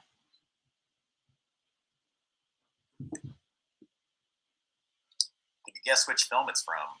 If you guess that's no movie, that's real, you guessed right. It's no movie, this is reality. That is musician Azalea Banks, not only admitting she practices animal sacrifice and brujeria, black magic, she teaches her fans how to practice it also. Back to the believers. Black magic is often expressed as a mirror, and a film serves as a part of the larger magic working through Fibonacci spirals and sacred geometry. I sense that Schlesinger wasn't participating in ritual, but he must know something because this film feels like disclosure. Guys, I'm never going to say one way or the other. I don't know who's on what side of what, but sometimes a film resonates as a little bit more well-intentioned and other ones seem like they're trying to further promote it. I don't know where this falls, but it's a very revealing movie if you can ever get a hold of it. And you'll always observe that films that are very heavy in disclosure and seem to be timeline related will also have on documents in the background quite a few details that if you read through it more carefully, you learn things that are going on in other timelines. It's the best thing that I can tell you very briefly. This one in particular has Robert Loggia as Sean McTaggart. A lot of details that are kind of concealed in the background when you do freeze frames. But there's a scene in it where Martin Sheen kind of asks his housekeeper who practices light magic, you know, like, do they sometimes, those rituals involve animal sacrifice? And she says, yeah, sometimes they do. She's actually a person that, because she sees what's happening, she's always running protection spells and things like that inside there. You know, I'm not down with any of it, to be honest with you. But what I put down here, initially I thought this was too complicated for the FBI to understand, and maybe if I explained it better they would, but to date they continue to ignore my tangible data relative to human trafficking and child trafficking, despite how much I know. Is there anyone else who would like to form like a real-life fringe division in absence of them doing pretty much nothing about these things? And anyways, I was saying that while I was going through something pretty heavy back then. But the reason why I wanted to play that for you first, because I put here, I'm serious about creating something similar to the show Fringe. The FBI is not responding, and I want to help defeat this. Occult crimes are challenging to investigate. Few are capable or willing, but I am. One must be able to handle working around this information without getting rattled. And I just want you to see this really quick, guys, so you understand how what I'm about to discuss with you kind of transitions into things that are going on in the news cycle right now, okay? And this is another film that I'm using here. I believe this one's called, I can't remember the name of this one. It also has Jimmy Smits in it, though, and, oh, God, I think it's called Bless the Child or something like that. This one is, this shows you the symbols that they're using. That's a lot like what Antifa puts on their signs right now. And guys, if you don't understand that Antifa is playing this game of occultism, then you're really not paying attention. And the fact that the FBI ignores satanic ritualistic abuse or dismisses it as if it doesn't exist, on top of saying that Antifa doesn't exist, guys, then the denial of evil is a key aspect of craft. Okay? Denying that it even exists, that's part of it. That's a big reason why Malachi Martin split from the Catholic Church way back when. About Catholic, but he saw this constant trend of people that deny that evil exists. Okay, that's the tool of, if you want to call it Lucifer or Satan, when they just simply go, hey, the greatest trick the devil ever played is convincing you that he doesn't exist. Absolutely true. Okay.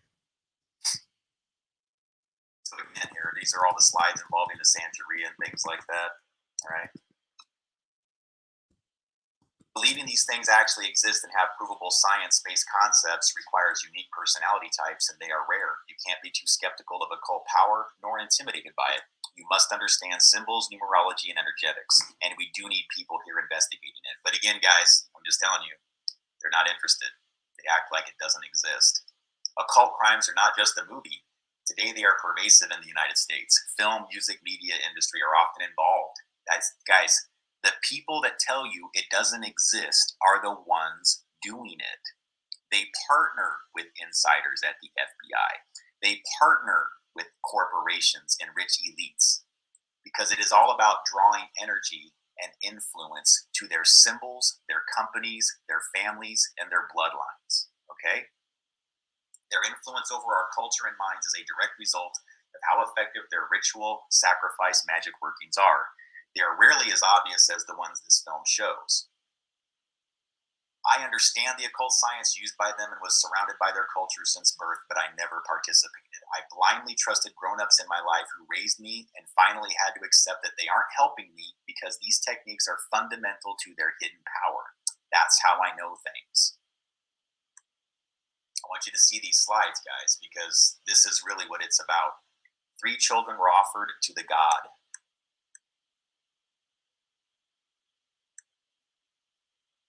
Sometimes these are used in rituals, aren't they? You need to watch the film The Believers if you really want to learn about these things, guys. It's has so much information. I discovered they had that some had intended for me and others to be sacrificed by 44 years old ritualistically to supply bioenergy, human electrical plasma via soft kill to an occulted energy system that's used by a powerful mafia, some who are embedded at the Department of Energy, the Department of Justice, and the FBI. I've done an article on this about the occult science of sacrifice. Guys, it's not salacious. It's not shocking. I don't go out of my way to go, ooh, this and that. No, it's just talking about it as bioenergetics, psychoenergetics, what they do with the energy, how it's harnessed, and what they understand about it that others in the mass population don't. These public displays of blood animal sacrifice are part of the magic working. Underlying these shows are an ecosystem of soft-kill electromagnetic sacrifices. Animal sacrifices that made you look while they openly discuss bioenergetic shock kills. It doesn't happen quickly. It's a slow process that they do this with. But guys, the reason why I'm showing you this is because part of what they do is, the merging of the data I'm about to show you is, Elon Musk, EM, electromagnetic, figure it out, SK, figure it out. You get it yet? E-loan, electronic loan. PayPal is an e-loan. Muse, a muse would be a person that inspires you. SK,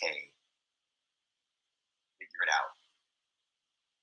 Crisis actors helping crisis actors. Buhedia practitioners engage in using wireless electricity while trolling their victims. There's no knives, there's no dramatic blood draining with carved symbols. These sacrifices are bombarded with occult workers telling them that it's being done to them. Fringe, the TV series, is fiction, yet hints at the reality we are all experiencing today. Massive Dynamics, the series that's fictionalized in Fringe, is very similar to SAIC, Science Applications International Corporation, and Leidos. It almost seems like trolling or disclosure with how synchronistic the timelines are and the plot lines are. Stargate Project is real, yet concepts of it are fictions in Fringe. Just to show you really quickly here, guys, it says in the 1990s that most of the Psi research was transferred from SRI to Science Applications International Corporation, with Edwin May controlling 70% of the contractor funds and 85% of the data. Its security was altered to Special Access Program, SAP, to Limited Dissemination, LIMDIS, and it was given its final name, Stargate. Stargate Project was a 1991 code name for a secret U.S. Army unit at Fort Meade, Maryland, by the Defense Intelligence Agency to investigate the potential for psychic phenomenon in military and domestic intelligence applications. The project and its precursors and sister projects originally went by various code names: Gondola Wish, Grove Flame, Centerlane, Sunstreak, Scan8, until 1991, when they were consolidated and rechristened as a Stargate Project. Why am I telling you things about Stargate when this is about some weird thing that happened between Elon Musk and Azalea Banks? Because what they really are doing is exploiting energetics within the culture of satanic ritualistic abuse, binding blood sacrifice to electromagnetic sacrifice. Elon Musk is the representative of the EM fields. He's throwing up satellites everywhere. He's in charge of our SpaceX, in theory, but he's really a crisis actor that's just running these things for a much larger group. That's why his behavior is so bizarre. That's when he has to basically act normal most of the time. But if he ever slips up a little bit and starts showing people how he really parties, then he's got to go in quickly and do something to change your perceptions, just like we saw recently. Went off to Berlin, did all those crazy things in sex clubs. Now he's got to have an explanation for why he was found all these different places. Buys 9.2% of Twitter and gets everybody focused on an edit button, something you really probably don't want as a feature when you really find out what that's going to translate to. All right. Now let's look at this, guys, because here's where this all gets super tricky when it comes to like manipulation energetics. This photo was probably either doctored or didn't really exist the way that it looks like because, number one, guys, you can Photoshop this. Okay, that's Ghislaine Maxwell, part of the whole Epstein Island thing, posing next to Elon Musk. Now, whether she was superimposed or was just simply standing next to him, or even if there was a brief introduction, the point I'm saying here, guys, is this is so easily explainable whether you like Elon Musk or don't, however you feel about the case. Why? Because Ghislaine Maxwell photobombs people all the time so she can be seen next to them. And then it's that guilt by association thing that keeps the culture quiet about what she really is and what Epstein really is or was. Okay? You understand how this works? They protect each other through this method of photobombing. Easily, like an intellectual will come back later and explain to all the crazy people out there going, oh, look, that's Elon next to Ghislaine. And then he's like, don't you understand, these things happen and I didn't really know that person. And so again, crisis managed, okay? It's happening in the background, but this gives all the people who love him an excuse to go, he didn't really do that. He's not into that, right? She's the boogeyman character. It's witchcraft, guys. I wish you would just get smarter. I just wish people in this society were smarter and could figure this out by now. There's been so much training. There's been so many things that have been done out there to show you how it all works. And a lot of people out there have this very simple way of looking at these things. So I heard that Elon and Grimes are buddies with Buhedia witch Azealia Banks. You should review this thread I did on the connection between political elites and Buhedia cults in America. It's very real. This doesn't surprise me at all.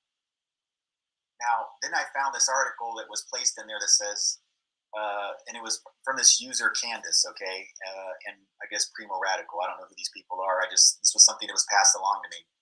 And they put, let's just say YouTube has highlighted just a few odd sex scandals regarding both Grimes and Elon, tricking, often black girls, into weird sex situations and tricking them into getting pregnant was a great idea because billionaire babies.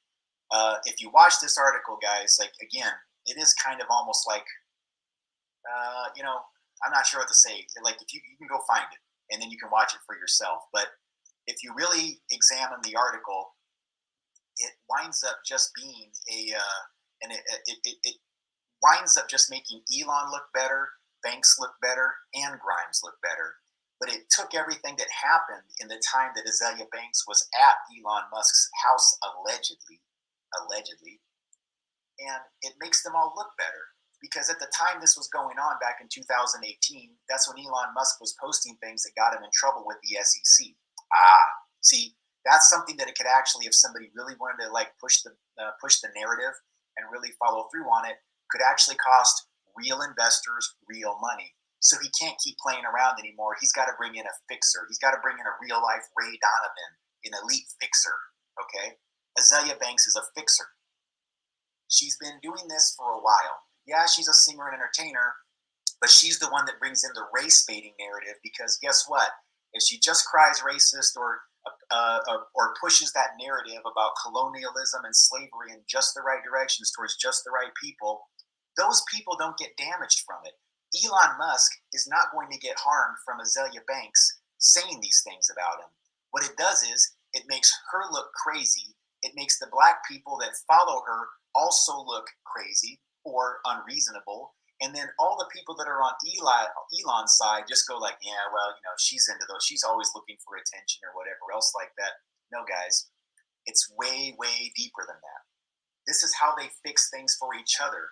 Banks becomes more influential. Grimes becomes more influential. Elon becomes more influential. They took a crisis, him microdosing LSD, smoking pot, and posting things on Twitter. Whoops. Whoa, what do I do now? They're actually going to come after me. My billions of dollars can't help. They bring in Banks for the narrative. Banks is a fixer for these people. is designed to appear like an argument, but it actually just functions to draw all the right attention to them by managing a real crisis. They rearrange the details and make them all look a little bit better when you think about it. So then you see this like long drawn out letter where Azalea Banks says, you know, I feel terrible about everything. This is a strange situation to be in, and I'm not sure how exactly to begin this letter. I guess I could start off by apologizing for all the painful events you've endured over the past week. Guys, watch that article and you'll know just how like stupid this is. Like, she literally passed text messages back and forth to Grimes where they discussed having babies at the same time, the size of Elon Musk's penis, and again, always being very flattering. You know, Grimes is like, oh, you don't understand, he's huge. Guys, I want you to think about what this is really doing, okay? The whole point of this is women walk away going, oh, he's packing, huh? Right? He didn't get hurt. No one thinks he's racist. You already think that Azalea Banks is crazy. She knows that. That's her whole role. She's acting. She's putting these things out there in ways that she herself barely believes, okay? Here's how it works. Elon gets in trouble with investors, SEC, SpaceX for microdosing LSD and using cannabis, and the weird breeding things with Grimes and Banks. Banks is recruited to be crazy sounding, but continually drops flattering data like the big dick energy while appearing to be ranting. Pay close attention to the last piece of her letter, though. Musk, Grimes, and Banks rearrange the ugly details. Now you think Elon is hung like a horse, Grimes looks like a victim of Banks, and Banks looks like a victim of Musk and Grimes. But you see, none of them have fewer fans. If you're a fan of Azalea Banks, this doesn't make you think negatively of her. You're going to like her more. If you're already a fan of Elon, this isn't going to make you think uglier of him or worry about his companies. Now you think that guy's a boss and he's got a big dick. Grimes, she doesn't look any worse from this because she was already kind of weird. Now she just looks like she's been taken in by this race baiting thing that Banks does. But the whole thing is engineered to create more racial division, more classism. It actually causes way more problems within the public as far as being divided, but the power, the energy via witchcraft, which is bioenergetic and psychoenergetic manipulation, mass resonance manipulation, that's what it is. This is structural psychology, tricking you into wanting something or endorsing something that is completely absurd or obscene. Fan fiction equals crisis managed. Now, look what she says at the end, because this will tell you everything about what really happened here. In addition to the aforementioned extras, I've been told you're a fan of my music. This is Azalea Banks writing to Elon. For what it's worth, I don't believe in coincidence, and I'd like to believe that somewhere in another dimension or on another plane, this interaction happened harmoniously and resulted in positive outcomes for the both of us. This was not how I wanted to say hello. If you're up to it, I'd like to meet you in person or properly and formally introduce myself to you. After all, we are now co-stars of pop culture's latest fan fiction. Then she winks at him.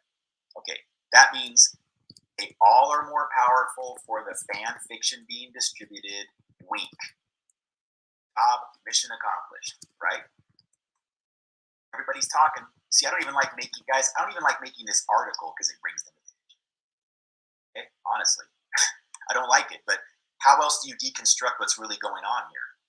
Race baiting is Banks' specialty. She's an admitted brujeria witch. Their craft is reality manifestation. They are all rich. They managed our perceptions via these fan fiction dramas. The public is more divided, but the characters just gain more influence. Folks, this has happened for the last 2 years on overdrive. The race baiting, the false flags, all of it. And if you haven't seen the signs of it yet, how many of these stories that are pushed to the forefront where it's this color versus that color, there are no winners, everybody wants to be on their side even more. It is designed to divide us all. It is designed to separate us all. Please wake up to this. These people, guys, are not your heroes. They are not people that are endorsing for you. Elon Musk doesn't give two flying you-know-whats about you. Do you get that yet? Okay? This is reality management. They all practice the craft. So you can agree or disagree with me. I don't really care. If you think he's the best thing since sliced bread, fine. I don't care. But this is how it works. And if you haven't figured it out, you need to wise up. God bless.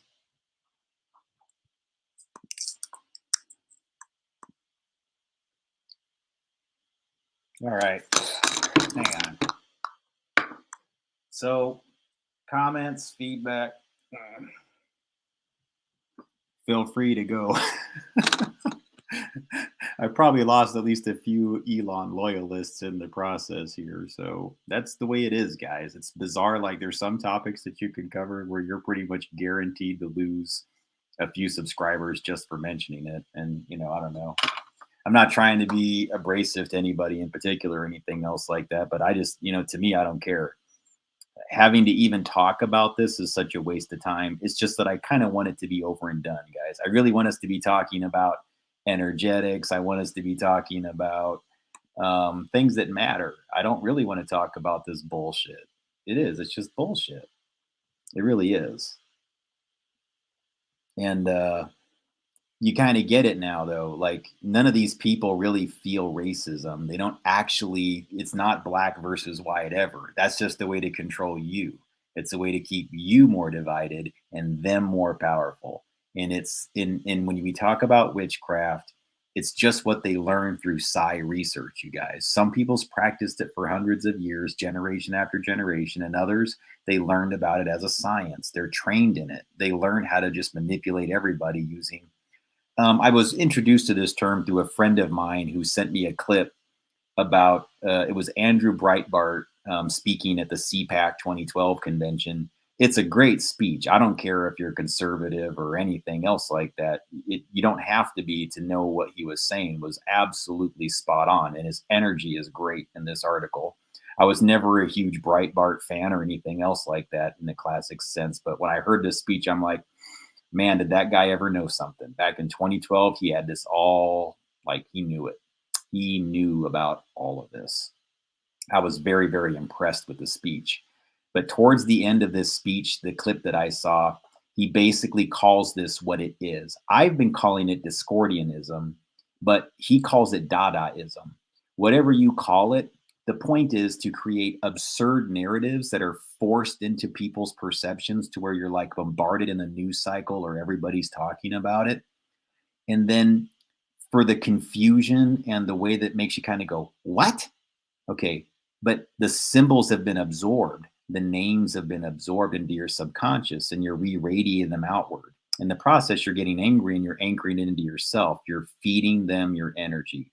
You push out any of your creation energy to them that's unusable to you because you've now become a conduit of their bullshit. And again, guys, I don't even like repeating this story or any of their names for that very reason.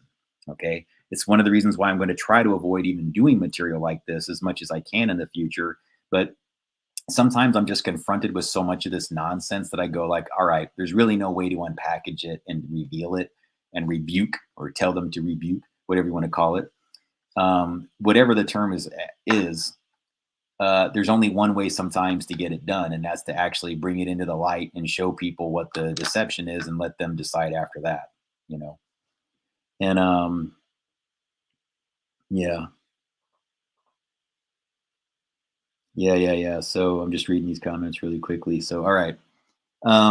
And now I'm going to show you some articles that I did today just as a quick whatever. I don't know, guys, if you're even seeing these on my channel or not. Hang on really quick here. No, wait, that's not what I want to do.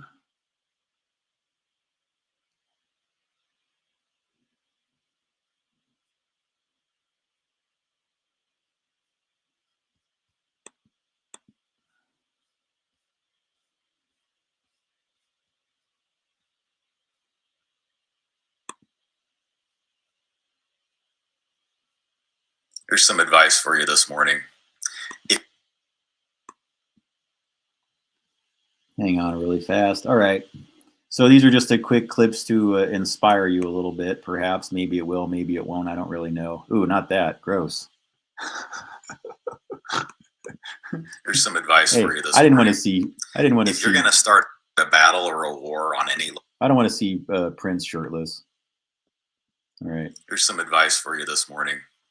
If you're going to start a battle or a war on any level with a person who has a deep intrinsic understanding of energetics, bioenergetics, psychoenergetics, etc., and you yourself don't even know what those things mean, could not define them, let alone find a way to use them to your advantage, you've already lost. I'm just putting that out there for folks that don't seem to get it yet, whether you're a nation or an individual. God bless. Thank you. One more time. Here's some advice for you this morning. If you're going to start a battle or a war on any level with a person who has a deep intrinsic understanding of energetics, bioenergetics, psychoenergetics, etc., and you yourself don't even know what those things mean, could not define them, let alone find a way to use them to your advantage, you've already lost. I'm just putting that out there for folks that don't seem to get it yet, whether you're a nation or an individual. God bless. Thank you. Here's some advice for you this morning. If you're going to start. Whoops, hang on.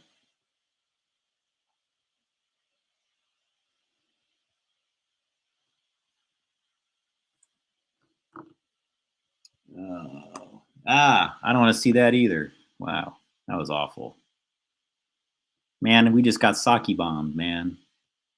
That wasn't right. Stay off my stream. I posted this today to you guys. Look at that. Ascension now. I've been waiting since my wings got clipped back in 74. If we can't get there the old way, we'll bring it down to us.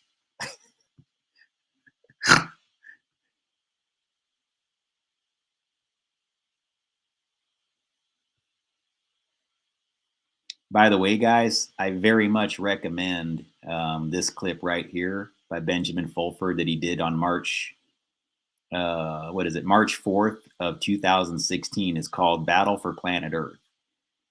Guys, regardless of what your thoughts are on Benjamin Fulford, that's a very worthwhile thing to listen to and actually understand what he's saying. Like, don't just passively listen to it if you decide to. Look up that clip, though, if you're interested in these types of things. And everything that's going on right now within this timeline, he called it 6 years ago. Spot on. Everything involving world conflicts and everything. All right.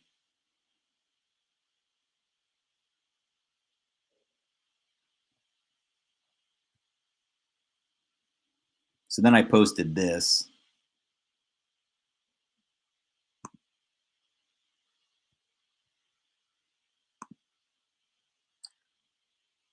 Thought I'd do another quick shot across the bow, as they like to say. If I'm an irrelevant character in the midst of all this when it comes to these things, let me ask you this.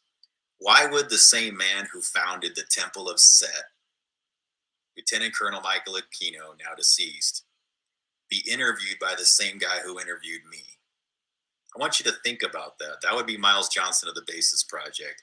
That shouldn't impress you necessarily. It just means that the same person that ran significant portions of the U.S. military's psychological warfare, I guess, doctrine, was interested in being interviewed by the same person as I was many years ago. So ask yourself, now that you know what I know, and I've shared with you everything about energetics, bioenergetics, and psychoenergetics, am I the kind of person that you really want to be dismissive of? Am I the kind of person that you really want to disregard when it comes to understanding these things? You see, it'll be at your peril. Whether you care about this country and want to defend it, or you just don't care and you want to will me out of irrelevance, it matters not to me. By now, you must know that what I have inside me is a force to be reckoned with, and I will use it for good. All right? Understand that. So, another one. Do you really want to be on my bad side, or do you think it'd be better to be on my good side? Thank you.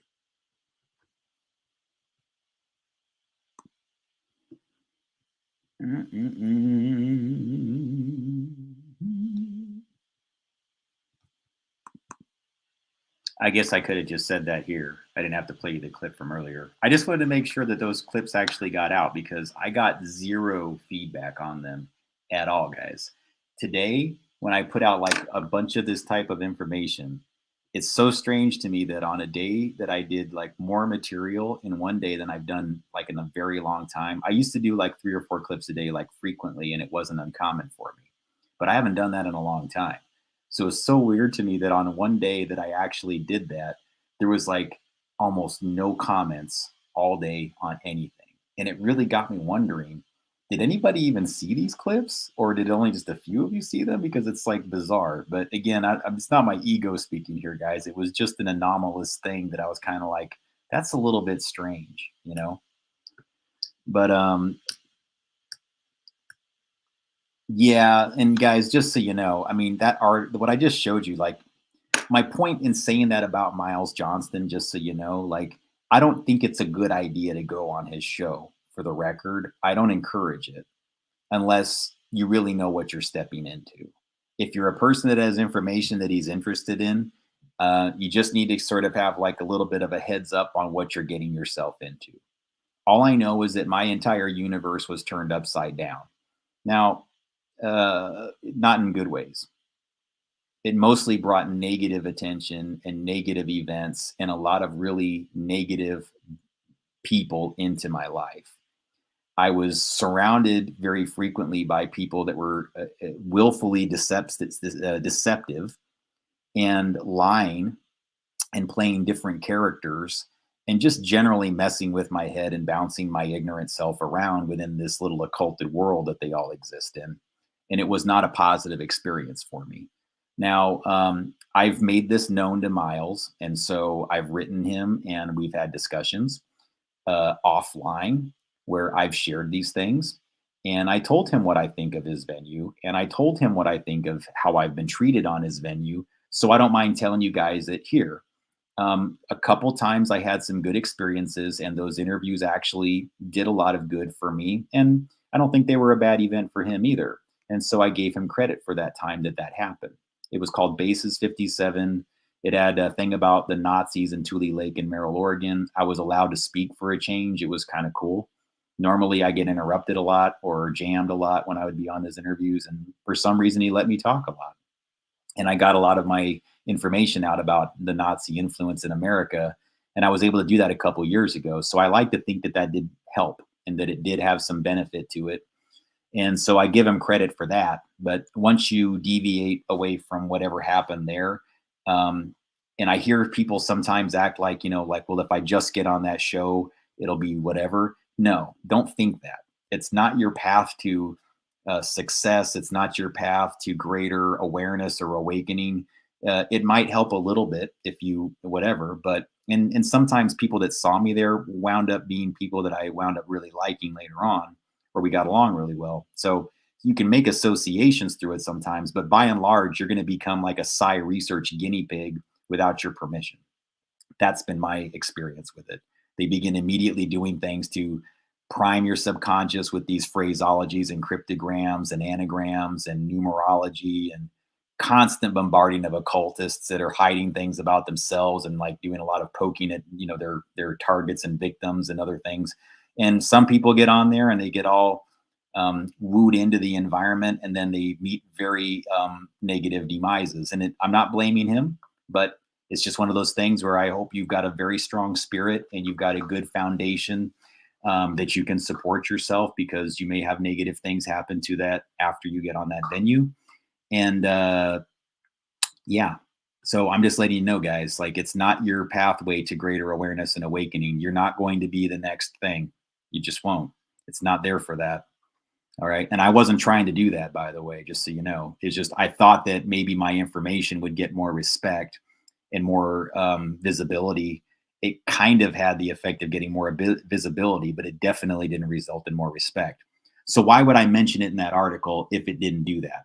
Because you must know, guys, that he does reach a certain audience, and that for whatever reason, a Satanist that is Lieutenant Colonel Michael Aquino, who founded the Temple of Set. Maybe he's a Setian, but I'm pretty sure he would call himself a Satanist as well as other things. He's dead now. So, but he wrote Mind War, which was something that he wrote with a guy named Valeli, who sometimes appeared on Fox News as a commentator, by the way. They wrote this book together called Mind War that's all about psychological warfare. So I'm not a person that's, quote, engaged in psychological warfare in the classic sense. I'm just telling people that like to play those games and like to mess with people. I'm on to you. I've been on to you a very long time. I know how you do your little professional wrestling matches in the public, like I just revealed, between Banks and Grimes and all that, that's all craft. And I'm going to keep revealing those things without trying to give you excessive attention. So again, tonight I had to dip my foot into that pool of like actually saying their names and shit, which I really don't like doing, but it is what it is. Okay. And there's and when you're a person like me and you're trying to get your story out for good purposes, you just run into a lot of gatekeepers. And these gatekeepers are just he was one of the only ones that seemed at the time that I could access, and he did, and he got back to me, so I was on his show. But what's relevant about that is that, after I had been on the show, somewhere after maybe like a year or two, he brought on Lieutenant Colonel Michael Aquino. So if a guy like that, that's like a high-ranking occultist, is in all kinds of these different esoteric organizations, founded the Temple of Set, an offshoot that was founded as a result of they didn't think that the Church of Satan, as founded by LaVey, was Satan-y enough. They were like, we're all here worshiping Satan and everything else like that, here, me and LaVey and all these other guys, but gosh, there's just too much costume shit in this. And we really want to worship Satan at a pure level. So I think we're going to leave this and form our own thing. And then you got the Temple of Set. So the ones that are more into costuming and acting and doing like role play and live action role plays and false flags, that's more LaVey Church of Satan Satanism. The ones that would plan those events, the architects, the engineering staff, the ones that really think it up, that's Temple of Set. You see how they're split? The ones that are too dumb to plan are actors, bad actors. They go to Church of Satan. The ones that are smart enough to plan, they go to Temple of Set. So all I'm telling you guys is, if I'm just some irrelevant guy, and even if Miles is, okay, for that matter, why would a guy of that level of influence and power in America, who runs one of the top Satan worshiping organizations that ever existed globally, why would they talk to the same person in the same venue as me? If I'm irrelevant, if I don't know what I'm talking about, if I'm just some fly-by-night guy that just talks about energy. Because that's what people like that are close to my family sometimes like to paint, this picture that Gabe doesn't really know what he's talking about. He's just saying things. Really? Do you think I'm just saying things here, guys? Because that's what I get surrounded by. That's who chips away at my biofield whenever I get back into the close realms of the loving arms of mommy and daddy. It's being told over and over again that I, as this fully functional, very rational, decent human being, am misperceived. You're wrong. By a person that, guys, I'm just going to be straight up with you. Like, the people that tell me that in my life, let child molesters go. Does that help you understand what I'm dealing with? Does that understand why I try to find a community? I had to step away from a family, okay, an immediate family of mine, that puts the care and concerns of politicians above that of their children. I was raised to worship politicians. My family lived in Washington, D.C., and my father served under Senator Warren Magnuson from Seattle in Washington, D.C. We were brought there when I was about 5 years old. I was in mansions run by politicians, owned by politicians and politically elite. I can remember, I even told the story in Miles's show. Okay. I've been around these people. I've been immersed in this culture and these cults my entire life. If you still doubt it, then let's sit down someplace and I will show you all my documentation that actually proves where I'm from, where I've been, and you can quiz me, anybody. But you see, nobody ever wants me to get to that state where I'm on a news organization that has the kind of influence and power like a Fox News. Hell, I can't even get on one of these lesser ones that are in alt media, these Vice magazine offshoots. They just act like I don't exist too. Why do all of them play the same game, no matter who they are? I don't care if you're InfoWars, Alex Jones community. I don't care if you're the Tim Pool community. I don't care if you're whatever. And again, I'm not criticizing those groups. I'm saying that, why is it that once you get to me and my material, does everybody kind of go, I didn't see that. I don't hear him. He doesn't exist. Why do you think?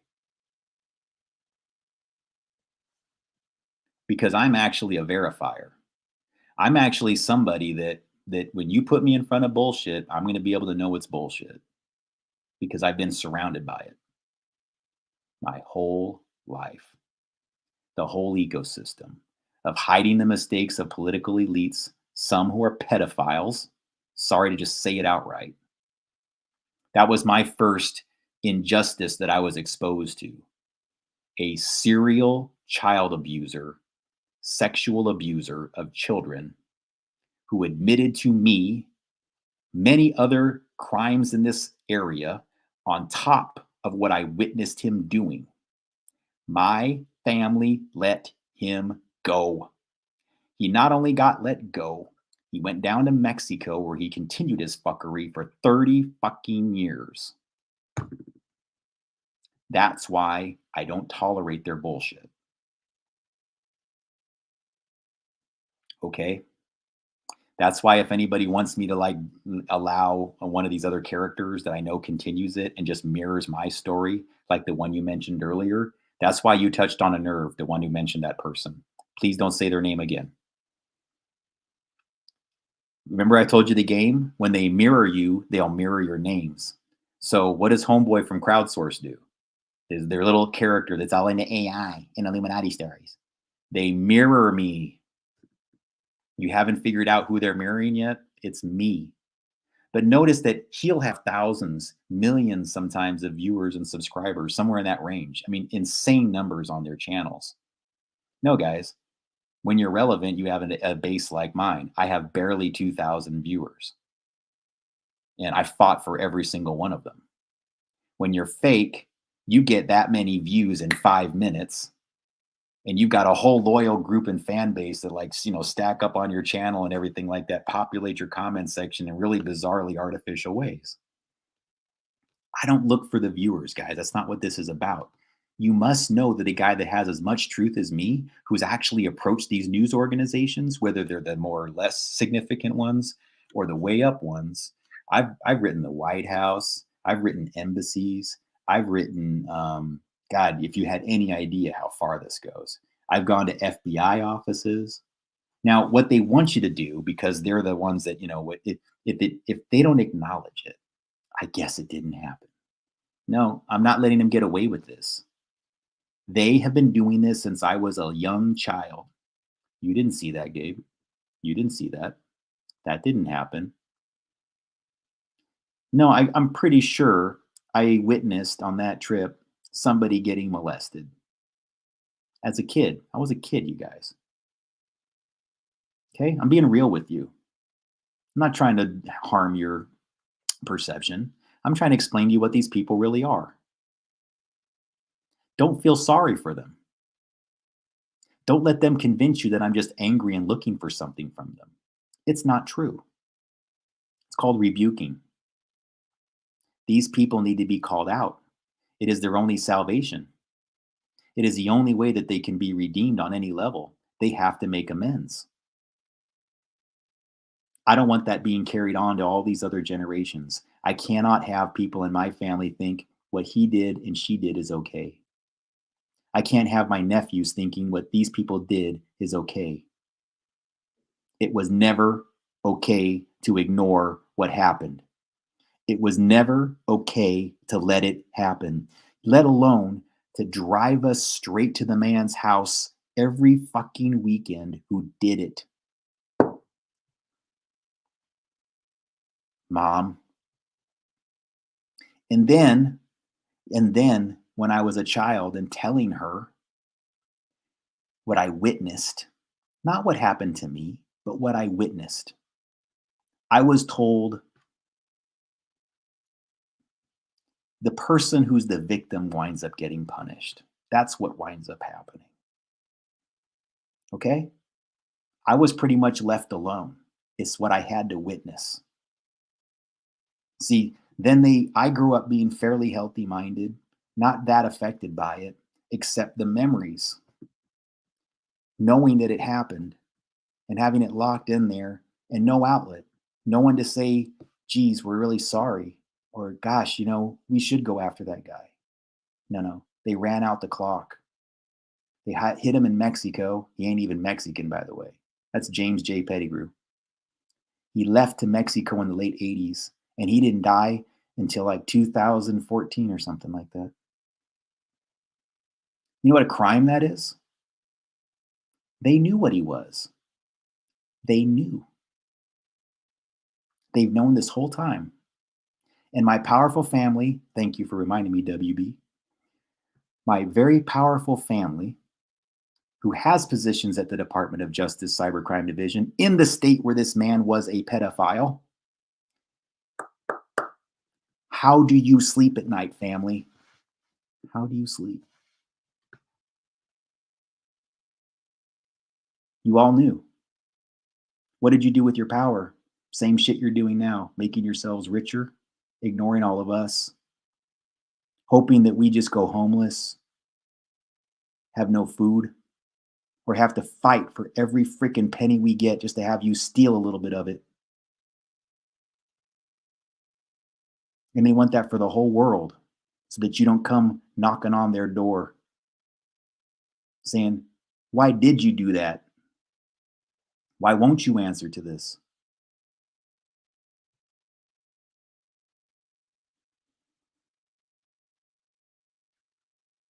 I don't know. He just says things. Not true. No, I held back for so long. But now I'm seeing you all get taken in, not this audience. These people are pretty smart here. But I'm seeing you get taken in, a lot of you, into their bullshit. And the problem is that they've done this to so many different people as far as like just turn them into sycophantic MK Ultra generation, programmed with fear and easily led by these bizarrely psychoenergetic individuals. That when you really unpackage what they are, you're like, why am I even impressed at anything they have to say?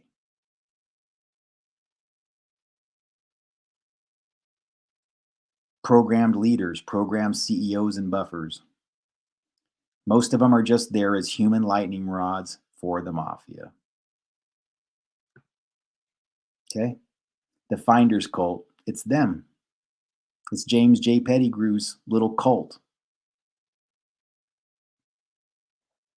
Marion David Petty. Okay, let me unpackage that one for you. That's the guy that was the Finders. All right? That's a cryptogram. Marion County, Oregon is where they were located.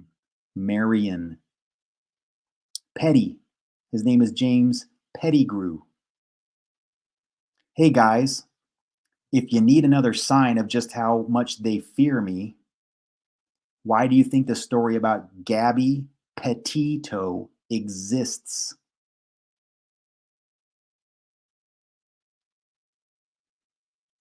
Inversion. Mixing up the details like a boggle puzzle.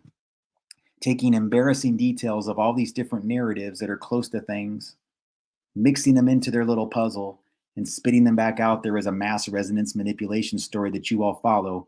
But think about it, guys. They don't care about missing people. There's missing people in the thousands every year that don't get that kind of attention, whose cases are way more shocking. But that's the one they focused on because it probably didn't even happen. It's like a movie that you're watching, like a serial television show, episode to episode, where they're taking all the things they're trying to hide, putting it into that narrative, making you all absorb it under this false narrative. And there's a big reason why that exists, not just because of witchcraft and everything else like that, but because of web searches. Things are designed now when an embarrassing narrative comes out about a certain group, they construct this Dadaist type narrative that takes an element of this word, this location, that person, mixes these details together and puts it back out there as a mass resonance manipulation fake news story. But try to convince the average person that that could even happen. You don't even know that this is all being done by crisis actors, drug runners, human traffickers, connected to the same MK Ultra influence cults like Children of God, Source Family, the Love Family. That's the acting staff. Those groups of people, when they grow up after being abused children, are placed into corporate infrastructure as agents, employees, crisis actors. Some become musicians, Some become entertainers. Some wind up hosting CNN nightly news. Then they've got siblings that look a lot like them, that they place out there, that you see them on television in a way, and you're being influenced because somebody that's influential on television, if they seed a bunch of their siblings and cousins out there, it's like nodes, cybernetic nodes that draws the influence back to the central group. Okay. So sorry, guys. I'm gonna like wind it down as far as my anger levels, and I do apologize because I'm not trying to get you more upset. So let me first off say that, yeah, okay, I had a little bit of that energy, and I would discourage people from getting excessively into a loop like I just got, because then you stop cutting off your connection to source. And when I say that, that's important because you get your best results when you're not in a state of anger or rage or fear, trauma, any of those things. And so when I do this, I'm not trying to get you angry along with me, but yet I do want people to be motivated and influenced on that level to do something better, to make a point, to be, within your own realm, to just like filter out the nonsense so that we don't even have to have these discussions, to where when I come into this room to have the group discussion, people are bringing it to me like, hey man, did you hear about that story? I think this is BS and this is BS. And what do you think about this detail? And me like, oh, hallelujah, you guys, like you already do it. So in fact, tonight it was like evidence of it. Like you guys like were bringing up noises, white boy. Sorry, I don't mean to leave anybody out, but you guys, like you always have great comments like white boy does, especially. And, and it does help the conversation. It helps me know that when we're doing this, when I do these nightly feeds, that it has resonant frequency, what do you want to call it? There's a benefit by orating these things and putting them out there and just saying it and speaking the truth. It does have this, like, it's, even if there's only a few of us discussing it or whatever, remember brainwave and plasma, bioplasma and brainwave will travel 22,000 miles. That means when you think something and you focus and concentrate on it, it broadcasts out hemispheres of your brain, attaches to the universal plasma field as a quote thought form entity. You can look that term up. But what I would say a thought form entity is it's just thoughts become things. So if you think of their name, if you're thinking, whatever, it seeds ideas, these fake news stories. It places other things into the narrative. It steers away from the actual topic. So if Gabe is revealing tons of information about James Pettigrew, then now you're distracted by Gaby Petito. You see that? It doesn't help me, but it uses my name along with James's name. That's why the character you brought up earlier, I need you to understand. My brother is Joaquin, Joaquin, add an N.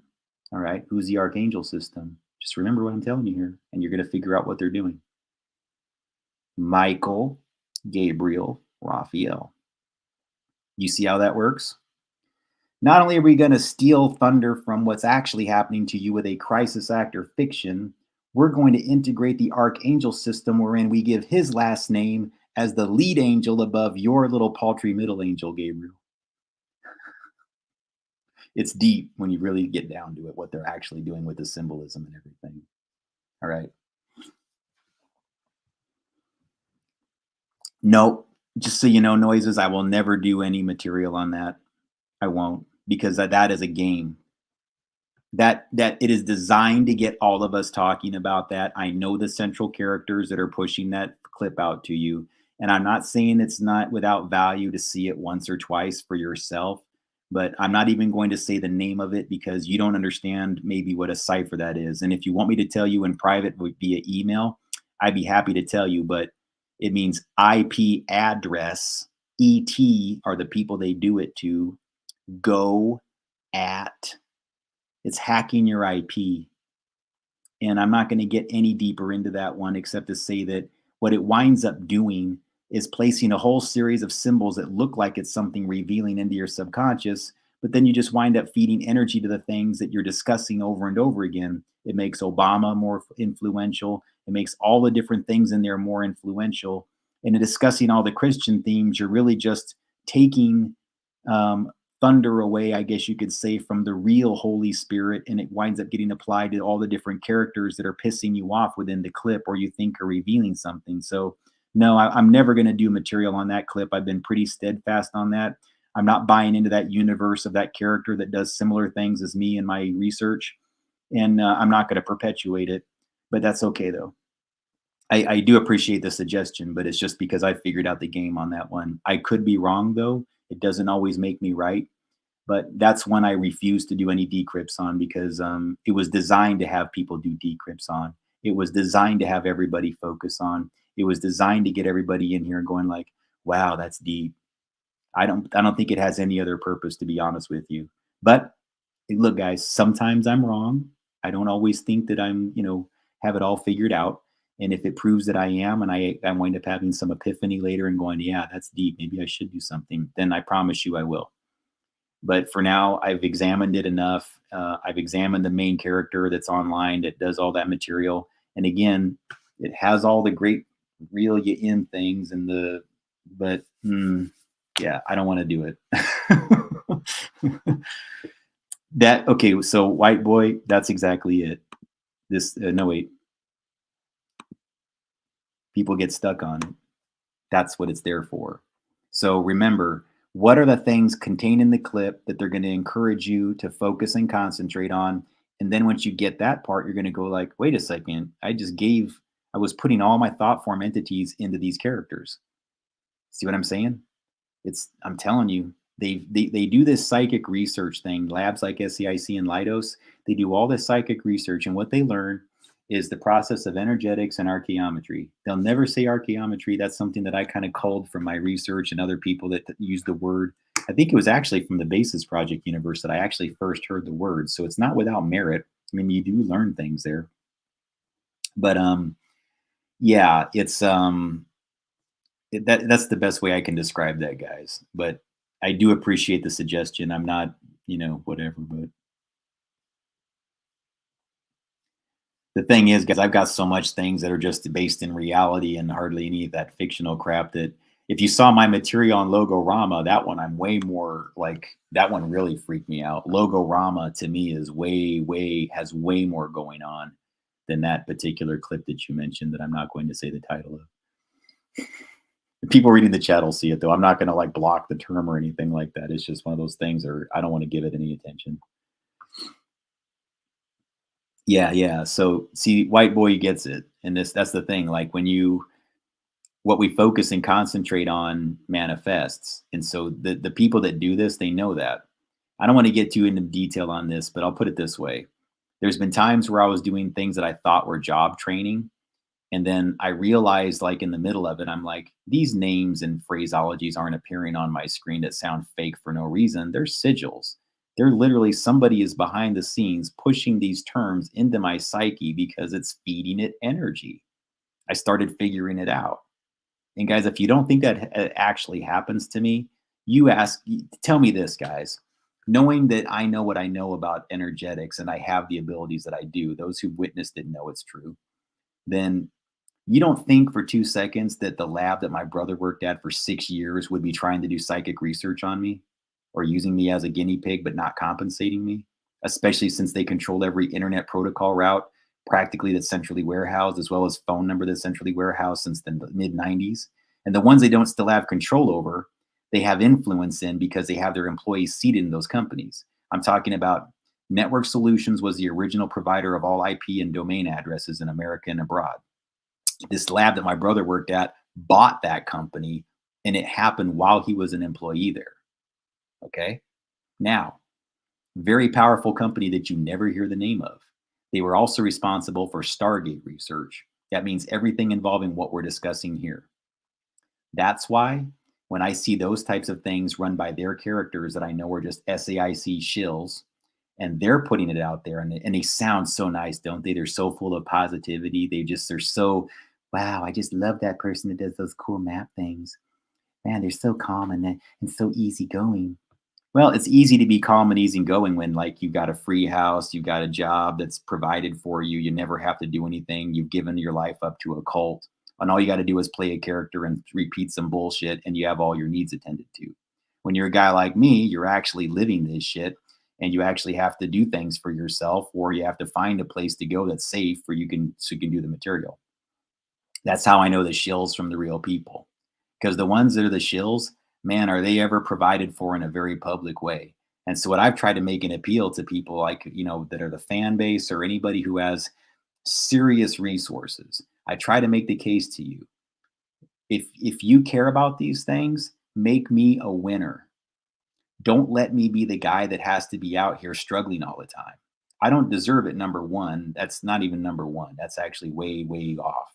I don't deserve to be treated like that. But even if I did, you must know by now that if my material received the same attention as some of these alt media characters that get that everybody subscribes to, that has hundreds of thousands of subscribers, if I was able to speak to an audience at a similar level, we would have solved so many problems by now. We would have, because I take it all to heart. I've lived it. I've experienced it. I can prove every part of my story. You would think that at least one of these journalistic organizations would at least have like the thought to verify me, to confront me and go like, hey, maybe this is all bullshit. Prove it. And I'd be like, great, let's go. I would be happy to prove it to you. Where would you like to start? Do you want me to take you back to Bothell and Woodinville, Washington? Oh, wait, I already did that in my YouTube channel. Would you like to show me where my Nazi family came into? Oh, I already did that. That's Tule Lake in Newell, California, and the Merrill, Oregon IOOF Oddfellow Rebecca Cemetery, where a whole bunch of the bloodline is buried. See, I know these things. I know where it goes back to. And I've proven it. I've done video things. I've done things in front of the FBI showing that they don't do their jobs. All of it, guys. So I've done things that are epic in nature to prove my case and to reveal what's going on in America right now. And the fact that these organizations still keep going like, who's that guy? I didn't see that. Guys, I could try to touch their hearts and send them the funniest meme you've ever seen. They pretend I don't exist. I can do things to say like, hey, look, I actually went out there. I proved all this, and this. Are you interested now? Do you want to help me? They'll go like, no. I heard Elon got 9.2% of Twitter and he's going to save the world and bring back Donald Trump. It's bullshit.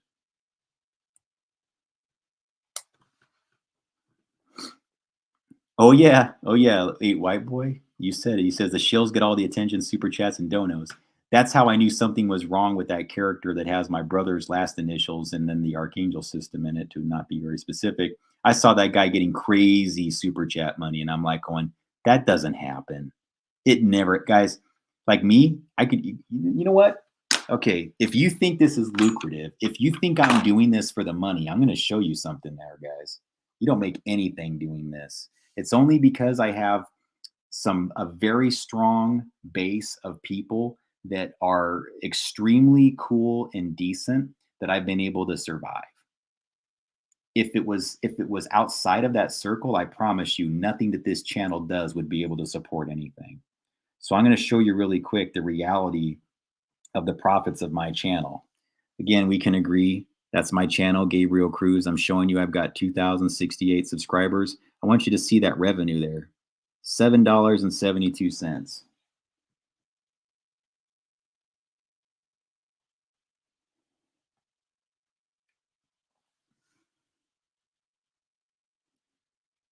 There you go, guys. There's my revenue, $7.72. I can keep going back, though, if you want to see it. Now, again, I'm not trying to be whatever to you. I'm just saying, like, let's see what this is. Here, guys. You want to see what all my labor's done in a year? Hang on. Here you go. 365 days of doing this channel content, hours per night, sometimes after I was already doing full-time work. $53 in a year is what the YouTube channel itself generated as far as revenue goes. So when I see a guy like that crowdsource character going cha-ching, cha-ching, cha-ching, cha-ching, and people are throwing crazy super chats and just lining up and throwing the money.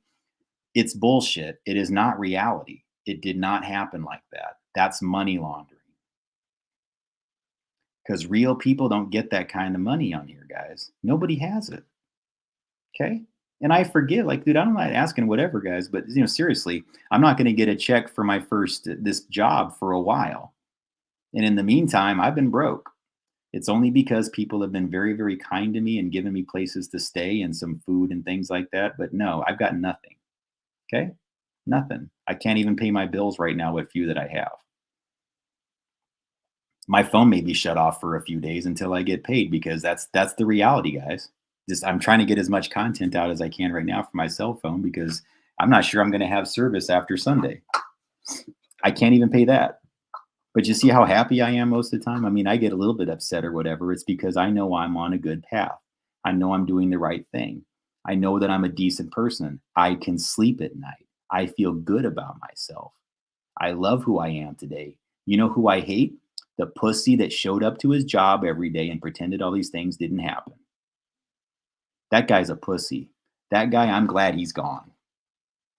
The old me, I don't want to go back to being the guy that was stuck inside that cubicle making, crazy engineering dollars. Because that guy, it was a little bit too easy to forget about everybody else. When you're at that nice, comfy place, it's just a little bit too easy to kind of go like, something, I'm doing okay right now. I don't think I really want to risk it. That's some pussy shit. Okay? That's some little d energy. Just saying, man.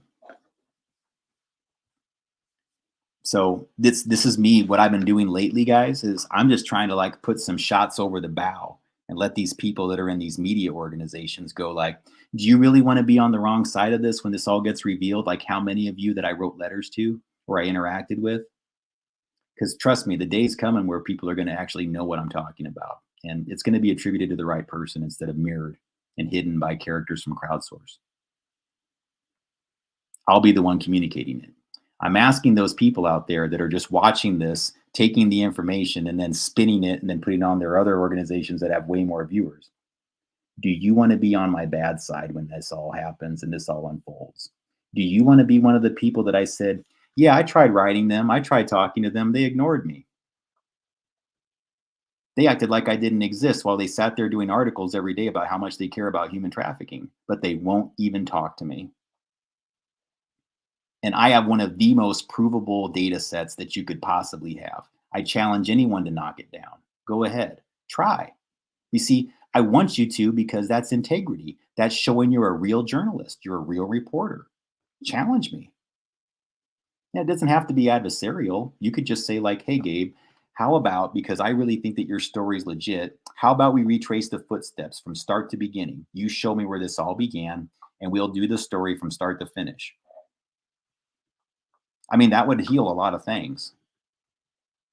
You might actually show that you're a real journalistic organization instead of just somebody that's there to prime and poke at people's emotions and get the energy to draw back to all of your central sources.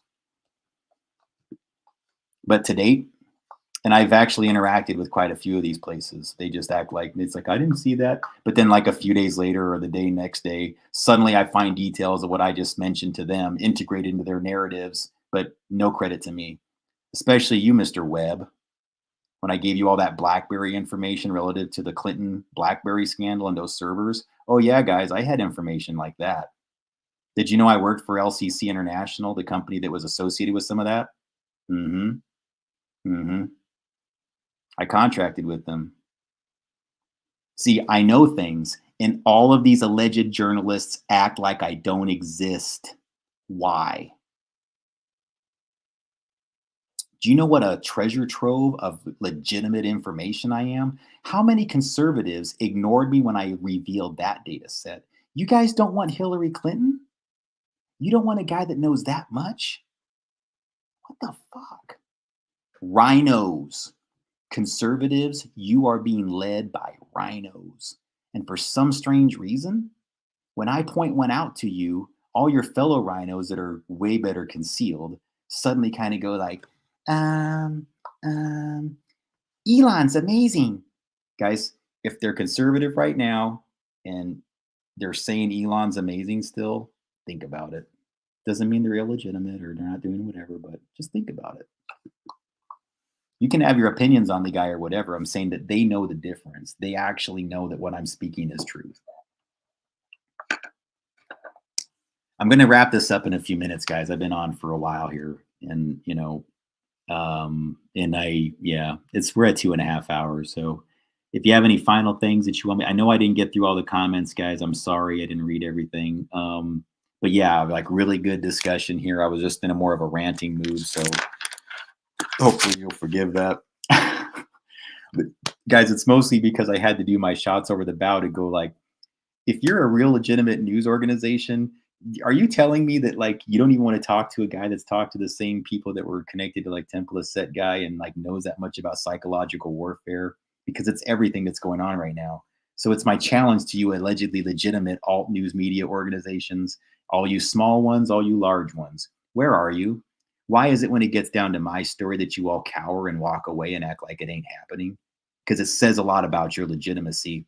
And all I'm going to tell you is there will be a time in the near future, I suspect. Actually, I think it's going to be sooner than later, where I'm going to be validated and verified, and it's going to be revealed all of you who ignored me when I wrote you letters when I was in Atlanta that time, especially those who are close to allegedly fighting human trafficking. You see, that's all going to come to the surface. That's why they're going to have to kill off some of these CGI characters that never existed to begin with. They faked their deaths because they didn't actually exist. Yeah, guys. So it's ascension time. So what I'm telling you here is don't be let down by any of this. I hope that what happened tonight is actually kind of like, will motivate you to like know that there actually is something that's going to happen, that's going to be real, that we can actually, achieve something, and that it won't be a bunch of nonsense. Forget about these narratives like that crap, guys. I mean, forget about all of that crap because it's just not the reality. Okay. A lot of those stories that were designed about human trafficking and all those things like that, they were just there to take real trafficking cases, obscure the details, get everybody talking about the cases and the central characters that led them, especially the Pizzagate one, guys. You didn't figure that one out. Most of those people were shills or frauds that were even promoting the story. Now, is the story fake? Not necessarily. It's just not real as it's been presented for you to go over the details in. There's intentionally falsely planted data that would steer you off course from the actual organization where it's actually happening and who it actually happened to. Okay? That's it. It's false flag 101. I mean, that's all it is. So, but guys, I'm going to have to end this stream. I know you're still commenting and I would stay on if I could, but yeah, that could be a thing too, Noises. You're right. But it's not that way with everybody. I made significant efforts to do that, but down below inside the description section and everything is in the comments or whatever above that is, you can find my email address in there. You can find all the things if you wanted to contribute over PayPal or, yeah, not like we already deciphered that one tonight. We won't go there again. But I have like Cash App things. You can do Venmo. You can do Bitcoin if you're into that. I'll accept anything, guys, because I could use the support until I get paid from my job, which is going to be like another week before it's anything meaningful. So I got to do something to fill in the gaps in betweens. And so after that, guys, I won't be like probably doing too much pitching for it or anything else like that. But I've got to get past this one last hump so I can keep the channel going and I can keep this going. So that's the only reason why I'm even mentioning it. Other than that, I just appreciate you being here and listening and talking back and us exchanging information. That's awesome. So that's enough and you don't have to worry about it. But if you can, I appreciate the rest right now. So thank you very much, everybody. Ascension now. Okay. God bless.